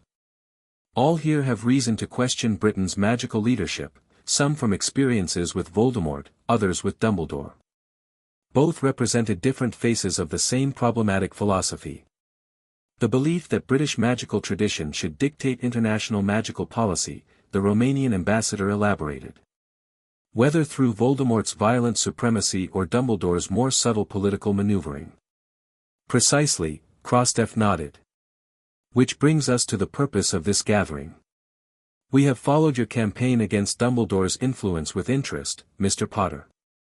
Your financial strategies, political maneuvering, and careful alliance building suggest a sophisticated understanding beyond your years." "I've had excellent advisors," Harry acknowledged, gesturing to Sirius and Remus. "Undoubtedly. But strategy cannot be taught without aptitude." Krostev leaned forward. "We propose a formal alliance between your coalition and our Eastern European Magical Cooperation Pact. Not public, not yet, but operational, sharing intelligence, resources, and coordinated diplomatic positioning." The offer was more substantial than Harry had anticipated. What had begun as an exploratory meeting had apparently been planned as a formal alliance proposal all along. Such cooperation would be valuable, Harry acknowledged carefully. "Though I'm curious what specific concerns have prompted this proposal at this particular time." The Bulgarian minister smiled grimly. "Direct indeed. Very well." He withdrew a sheaf of parchments from his robes. "These documents detail recent British ministry initiatives within the ICW, all ostensibly proposed by Minister Fudge, but bearing Dumbledore's magical signature for those with eyes to see it. They represent systematic attempts to standardize magical education across Europe, with standardization conveniently matching Hogwarts curriculum and British classification of magical disciplines. Cultural imperialism through bureaucracy, the Greek advisor added. Particularly targeting traditional magical practices that Britain has classified as dark, despite centuries of safe, controlled usage in other cultures. Meanwhile, Crumb's father spoke up for the first time. Our intelligence suggests Dumbledore has been quietly constructing a network of former students in key positions throughout European ministries. A shadow influence structure that could activate when needed. To what end? Remus asked, though his expression suggested he already suspected the answer. That, said Krosdev heavily, is where your intelligence may complement ours. We know Dumbledore seeks something beyond mere political influence. Something that drives his every action since his defeat of Grindelwald. The Deathly Hallows, Harry stated quietly. Master of Death. The silence that followed confirmed his suspicion. They had assembled this alliance specifically because they had identified the same underlying motivation in Dumbledore's actions. The Hallows are known in Bulgarian magical tradition as the Relics of Fate, Krosdev nodded. Our historical records include accounts of Grindelwald's obsessive search for them, particularly the Elder Wand. Which Dumbledore claimed after their duel, Sirius confirmed. And has used subtly but consistently to reinforce his magical authority ever since, the Romanian ambassador added. Our magical theorists have tracked unexplainable patterns in his magical influence, instances where his positions prevailed against all logical opposition, where his magical demonstrations produced effects beyond normal parameters. But the wand alone is insufficient, Krosdev continued.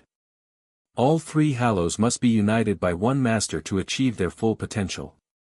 We believe Dumbledore has been methodically eliminating obstacles to this goal for decades, positioning himself as the necessary leader against dark threats while systematically controlling those who might inherit or claim the other Hallows. Like me, Harry concluded. As the last Potter, I'm the rightful inheritor of the invisibility cloak. And potentially connected to the resurrection stone through your Peverell lineage, the Greek advisor nodded. Your very existence represents the greatest threat to Dumbledore's ultimate ambition. The conversation continued for hours, Eastern European magical leaders sharing intelligence while Harry, Sirius, and Remus contributed their own findings. By evening, a comprehensive picture had emerged of Dumbledore's decades-long quest, a patient, meticulous campaign spanning continents and generations, all aimed at uniting the Hallows under his control. More immediately relevant was the Bulgarian contribution to their Horcrux hunt. Minister Krosdev introduced them to Nikolai Gregorovich, an elderly wizard with sharp eyes and hands gnarled from decades of wandcraft. My grandfather encountered Voldemort during his European travels in the 1950s, Gregorovich explained as they gathered in a private study. The young man called himself Tom Riddle then, but his questions betrayed darker ambitions. He was particularly interested in soul magic and magical transference. Your grandfather shared this information willingly? Remus asked skeptically. Gregorovich's expression darkened. Not willingly, no. Riddle extracted the knowledge through means that left my grandfather's mind permanently damaged. But before his death, he managed to record certain memories, including details of Riddle's research into creating multiple soul anchors. From an ornate wooden case, he produced a small crystal vial containing swirling silver memories. These may provide insight into Voldemort's methodology and, more importantly, potential vulnerabilities in his Horcrux construction. This was invaluable, first-hand intelligence about Voldemort's early experimentation with the very magic that had shaped Harry's life. But the most significant contribution came in the form of an ancient text Krosdev himself provided. Soul Magic and Its Healing, he translated, presenting a weathered tome bound in dark leather. One of only 3 surviving copies. The British ministry would classify it as darkest magic and destroy it without reading a word, but it contains the most comprehensive known treatment of soul fracturing and, crucially, restoration. Restoration? Harry echoed. You mean healing a fractured soul? Under specific circumstances, yes, Krosdev confirmed. The text suggests that genuine remorse can potentially reintegrate separated soul fragments, though the process is agonizing and often fatal. More relevant to your situation, it details methods for destroying soul anchors without damaging surrounding objects or individuals. This single text potentially solved their most pressing problem: how to destroy the Horcruxes safely, particularly the one hidden within Hogwarts where conventional methods like fiendfire would be catastrophically dangerous. The visit culminated in a formal magical alliance ceremony, conducted in the ancient Bulgarian tradition with binding oaths that established mutual obligations without restricting individual autonomy. Harry, as the magical heir to 3 houses, represented the British coalition, while Minister Krostef spoke for the Eastern European Pact. Our people's magics join in common purpose, the ritual concluded. Separate in tradition, united in intent. So we speak, so we swear, so it shall be. The magic that sealed their oath manifested as intertwining ribbons of light, gold and crimson from Harry, deep burgundy and forest green from Krostef, before sinking into their clasped hands with a warm pulse of energy. It is done, Krostef declared. The first true international magical alliance formed without ministry oversight in over a century. May it serve all our peoples well. As they prepared to depart 3 days later, laden with knowledge, magical texts, and formal alliance documentation, Viktor Krum approached Harry privately. "We will meet again soon," the Bulgarian stated with certainty. "Durmstrang's headmaster has been in discussions with your Dumbledore about an international event. If it proceeds as planned, I will be at Hogwarts next year." The Triwizard Tournament, Harry realized. Rumors of its revival had reached them through Augusta's Wisingamot connections. Dumbledore's been pushing for its reinstatement for years. Krum nodded. "If you attend Hogwarts then, be vigilant. Such events provide perfect cover for complications." "I appreciate the warning," Harry replied. "Though my Hogwarts attendance remains undecided." The Bulgarian raised an eyebrow but didn't press further. Instead, he extended his hand. "Until we meet again, Potter. Remember, Bulgaria stands with you against both Dark Lords, the one who calls himself Voldemort and the one who hides behind twinkling eyes." The return to Britain brought immediate preparation for their most dangerous operation yet, the Department of Mystery's infiltration to access the complete prophecy. With only 2 days until the solstice, the team gathered at Ravenscroft for final review. "Amelia has confirmed the security protocols," Sirius reported. "She'll escort you, Susan, and Neville through the main entrance as part of an educational tour for potential future unspeakables. The department is minimally staffed during the solstice due to traditional observances." Luna's provided detailed instructions for navigating to the Hall of Prophecy, Remus added, indicating a parchment covered with the blonde girl's distinctive handwriting and peculiar diagrams. "She's also insisted on including this." He held up what appeared to be a cork necklace with multicolored beads. "Supposedly to distract the humming nargles that guard the soul's secrets." Harry accepted the odd necklace without comment. Luna's seemingly random contributions had proven surprisingly useful too often to dismiss. Once inside the hall, only Harry can remove the prophecy orb, Andromeda reminded them. Touching it will confirm his identity magically, so there's no need to verbally announce himself. "And if Dumbledore has monitoring charms on the orb?" Cyrus Greengrass asked the question they'd all been considering.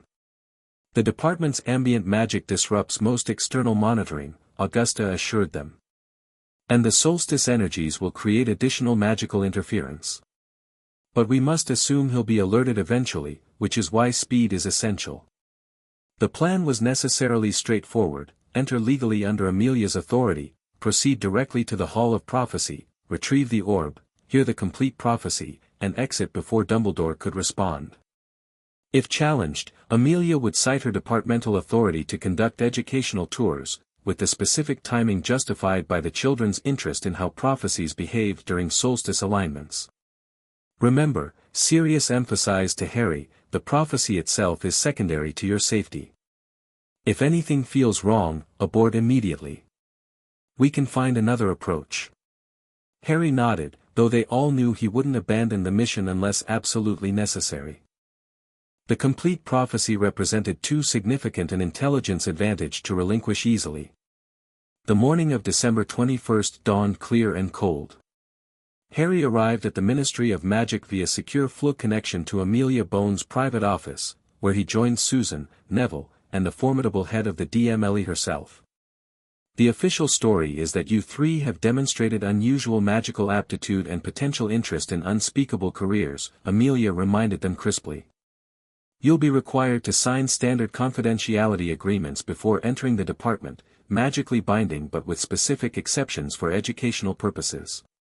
She led them through the ministry atrium, where the reduced solstice staffing was evident in the nearly empty halls. A few employees nodded respectfully to Madame Bones as they passed, paying little attention to the children accompanying her. The Department of Mysteries entrance, a plain black door at the end of a corridor, belied the extraordinary magic contained within. As they entered, Harry immediately felt the difference in the magical atmosphere, heavier, more concentrated, with currents and eddies that seemed to flow according to patterns beyond normal magical physics. A lone unspeakable met them in the circular entrance chamber, hooded and anonymous. Madame Bones. The department acknowledges your authority for this educational visit. The solstice alignment peaks in exactly 53 minutes, should your young charges wish to observe prophecy behavior during the conjunction. Thank you, unspeakable croaker, Amelia replied, apparently recognizing the individual despite their concealed features. We'll proceed directly to the Hall of Prophecy, then. The disorienting circular room spun when the door closed behind them, walls rotating until all identical black doors looked the same. Croaker made a simple gesture, and the spinning stopped with one door directly before them. The Hall of Prophecy, he announced. I'll await your return here. As they entered the vast chamber, Harry caught his breath. Towering shelves stretched in every direction, filled with countless glowing orbs of varying sizes and intensities. The air itself seemed to shimmer with potential and possibility. Row 97, Neville murmured, consulting Luna's notes. Near the center. They moved quietly through the hall, following the numbered rows until they reached their destination. Halfway down the row, a small orb glowed with unusual intensity, pulsing in time with Harry's heartbeat as they approached.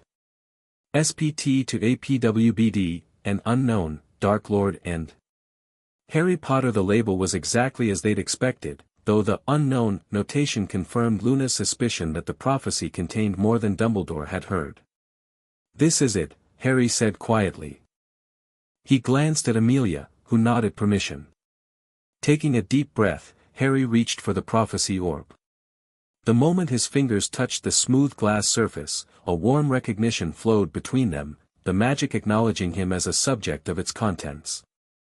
He lifted it carefully from the shelf, half expecting alarms or defensive magic, but nothing happened beyond the orb glowing more brightly in his hands. Let's move to the listening alcove, Amelia suggested, indicating a small recessed area clearly designed for private prophecy consultation. Once securely within the alcove, Harry held the orb between his palms and whispered, "Reveal your wisdom to those who seek truth." The mist within the orb swirled and coalesced into the translucent figure of a woman with enormous spectacles and a shawl-draped form. Sybil Trelawney's unmistakable voice emerged, but with an otherworldly resonance that her normal tones lacked. What was sundered must be reunited. The balance of magic torn asunder by the Peveril Three requires restoration.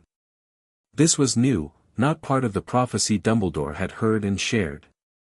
The misty figure paused, then continued with the familiar words, "The one with power to vanquish the Dark Lord approaches. Born to those who have thrice defied him, born as the seventh month dies. And the Dark Lord will mark him as his equal, but he will have power the Dark Lord knows not. And either must die at the hand of the other, for neither can live while the other survives." Then, after another pause, Trelawney's figure continued with what was clearly the third section, the part no one had heard before, "But beware the greater darkness that guides from shadows. The Collector of Hallows seeks mastery beyond death. Three must stand against him, the marked, the forgotten, and the visionary. United by choice not fate, bound by love not prophecy. For true balance requires not destruction but healing.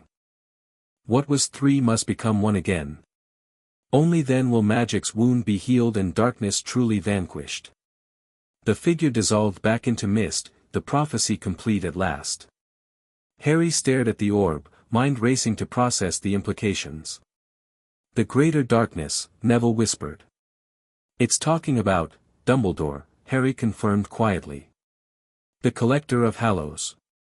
And the 3 who must stand against him, Susan added thoughtfully. The marked must be you, Harry. The scar. The forgotten could be me, Neville suggested. The other child who could have been chosen. And the visionary. Harry frowned, thinking of Luna's uncanny perceptions. We need to analyze this carefully before drawing conclusions. Amelia, who had remained silent throughout, finally spoke. That's significantly more complex than the version Dumbledore shared with the Order of the Phoenix. No wonder he's been so determined to control your development, Potter. Before they could discuss further, a subtle vibration ran through the floor. Amelia tensed immediately. Someone's entered the department unauthorized, she said sharply.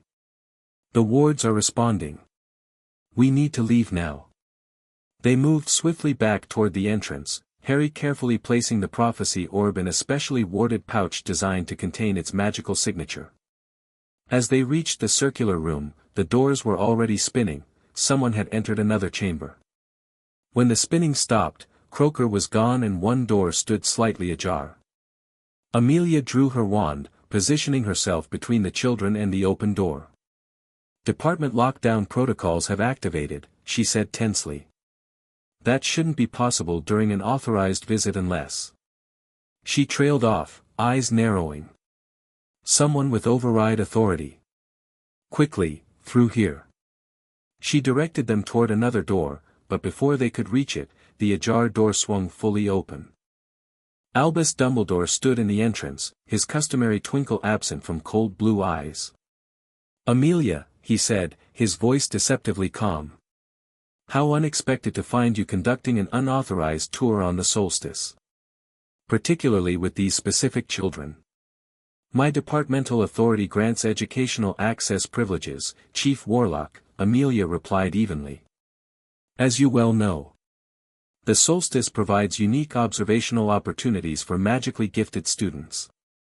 Dumbledore's gaze moved past her to settle on Harry, recognition and calculation evident in his expression. Indeed. Though I find it curious that young Mr. Potter has managed to remain hidden from his magical guardians for so long, only to appear precisely when the department's prophecy protections are at their weakest. So he had seen through the mild glamour Harry still wore, identifying him instantly despite never having met him personally. Not surprising, but concerning nonetheless. Lord Black is my magical guardian, Harry replied calmly. And he's fully aware of my whereabouts. A technicality only recently established, Dumbledore countered. Before that, your welfare was entrusted to me by the Ministry following your parents' tragic deaths. A responsibility I took most seriously, placing you with family for your protection. Protection that included a cupboard bedroom and systematic starvation. Harry's voice remained level, though his magic stirred in response to his emotions. Or perhaps you're referring to the financial protection of paying the Dessleys from my own vaults while denying me knowledge of my heritage. Dumbledore's expression softened into practiced regret. I see you've been given a rather selective interpretation of events, my boy. The complexities of your situation require difficult decisions, all made for your ultimate welfare and safety. This is neither the time nor place for such discussions, Amelia interrupted firmly. We were just concluding our educational tour, Chief Warlock. If you'll excuse us, I'm afraid I must insist on a private word with young Harry, Dumbledore said, his gentle tone belied by the steel in his eyes. Given the evident miscommunications that have occurred, it seems prudent to address certain matters directly. That won't be possible, Amelia stated flatly. These children are under my authority during this visit, and our scheduled time is concluding. Dumbledore's wand appeared in his hand, not pointed threateningly, but present as a reminder of his power. Amelia, I have only the boy's best interests at heart. Surely a brief conversation is not happening today, she finished. Whatever concerns you have can be addressed through proper channels, Lord Black, the Wisingamot, or the DMLE. The standoff continued for several tense seconds, magic gathering around Dumbledore like an invisible storm. Then, unexpectedly, Luna's cork necklace in Harry's pocket began to emit a high-pitched humming sound. The distraction was momentary but sufficient. The door behind them swung open, revealing unspeakable Croaker with several colleagues. Chief Warlock, Croaker stated formally. Department security protocols have identified unauthorized magical pressure. We must ask you to withdraw immediately. Dumbledore's expression remained pleasant, though his eyes had hardened to chips of blue ice. Of course, unspeakable Croaker. A simple misunderstanding. His gaze returned to Harry. We will speak soon, Harry. There is much you need to understand about your unique situation and the greater context of recent events. With that ominous promise, he stepped back, allowing Croaker to escort Amelia and the children to the department exit. Not until they had reached Amelia's office and secured the door with multiple privacy charms did anyone speak. That was entirely too close, Amelia said grimly. He must have monitoring charms on the Hall of Prophecy itself, not just the individual orb. The department's ambient magic would delay but not prevent such alerts. He recognized me immediately, Harry noted. Despite never having met me in person. Your magical signature, Neville suggested. Gran says Dumbledore can perceive magical cores directly, one of his less publicized abilities. Which means he now knows you're alive, well, and operating independently, Amelia concluded. The element of surprise regarding your status is lost. But we have what we came for, Harry patted the warded pouch containing the prophecy. And his appearance confirms what we suspected, he's been monitoring the prophecy directly, concerned about portions he never heard. What now? Susan asked, speaking up for the first time since Dumbledore's appearance. Now we accelerate our timetable, Harry replied. Dumbledore will move quickly to re-establish control, approaching Sirius officially, potentially seeking ministry intervention, perhaps even attempting to locate Ravenscroft. None of which will succeed, Amelia assured them. The legal groundwork we've laid is solid, and the wards on your properties are beyond ministry detection capabilities. But the confrontation is now inevitable, Harry said quietly. He won't stop until he's either secured my cooperation or neutralized me as a threat to his plans. He glanced at the pouch containing the complete prophecy. Especially now that we know about the greater darkness and his true role in all of this. The trip back to Ravenscroft proceeded without incident, though they took additional precautions, using multiple apparition points and decoy movements to ensure they weren't tracked. Upon arrival, they found an expanded ward council waiting, not just Sirius and Remus, but representatives from all their allied families, clearly summoned in response to Dumbledore's unexpected appearance at the department. It begins, Sirius said grimly as Harry entered. Dumbledore has already requested an emergency meeting of the Wisingamot, citing critical concerns regarding the welfare and security of Harry Potter. And I've received formal notification that Hogwarts attendance records have been updated to include you for the coming September, Augusta added. Apparently, the Chief Warlock has confirmed your magical signature and deemed it appropriate to process your enrollment personally. Moving quickly indeed, Harry observed. Though not unexpectedly. There's more, Cyrus Greengrass interjected.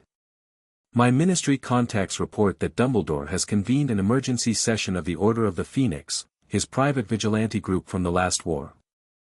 The stated purpose was protecting Harry Potter from those who may have manipulated him during his absence. Harry couldn't help but appreciate the irony, Dumbledore accusing others of the very manipulation he himself had practiced for years. But the implications were serious. The order included Aurors, ministry officials, and others with significant influence throughout magical Britain. Then we proceed as planned, Harry decided. But accelerated and adapted for this new reality. The Hogwarts Horcrux becomes our immediate priority, we need to secure it before Dumbledore can increase security in response to today's events. And the prophecy? Remus asked. Harry withdrew the orb from its protective pouch, placing it carefully on the table before them. Let's all hear exactly what we're facing. Once again, Trelawney's misty form emerged from the sphere, reciting all 3 segments of the prophecy. When she finished, silence fell over the assembled allies, each processing the profound implications. The Peverell 3. Xenophilius Lovegood murmured. The Hallows, of course. The prophecy suggests they were never meant to be separated. And Dumbledore's pursuit of them has damaged magic itself somehow, Andromeda added thoughtfully. A balance torn asunder. The 3 who must stand against him, Augusta focused on the final segment. The marked is clearly Harry. The forgotten. Her gaze shifted to her grandson. Could be me, Neville acknowledged quietly. The other child of the prophecy. And the visionary, Harry completed, looking toward Luna, who smiled dreamily. The Nargles told me you'd need that necklace today, she said simply. They see patterns others miss. So our opposition to Dumbledore isn't just political or personal, Sirius summarized.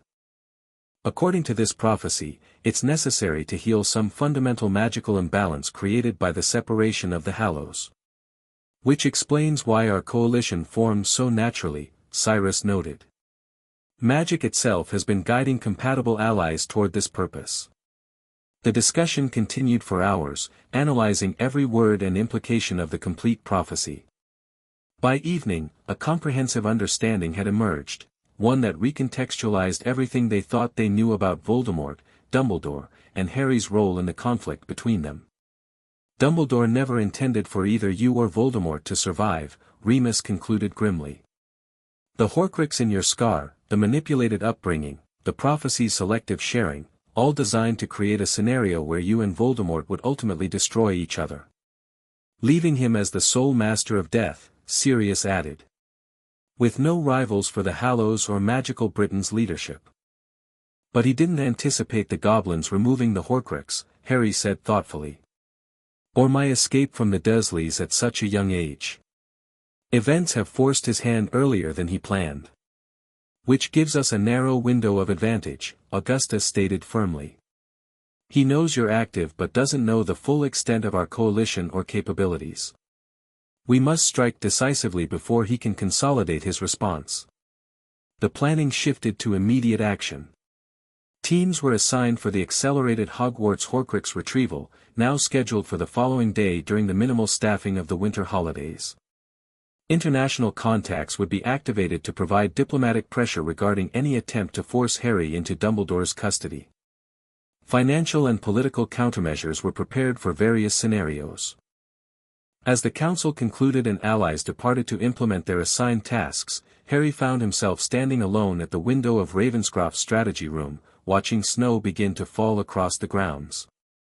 You seem pensive, Daphne said quietly, having remained behind when her parents left. Thinking about how quickly everything has changed, Harry admitted. For years, we've operated in the shadows, dismantling Dumbledore's infrastructure piece by piece. Now we're moving into direct confrontation. Does that concern you? She asked, moving to stand beside him.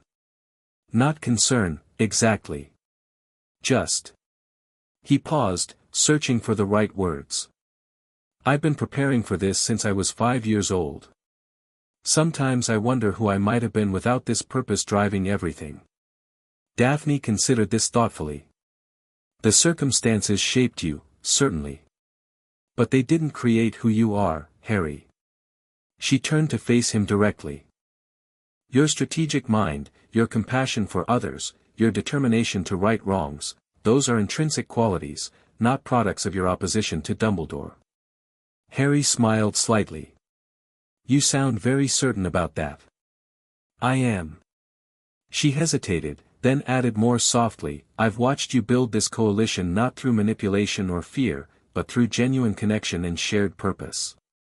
That's not the approach of someone defined solely by opposition to an enemy. Her perspective helped, as it often did.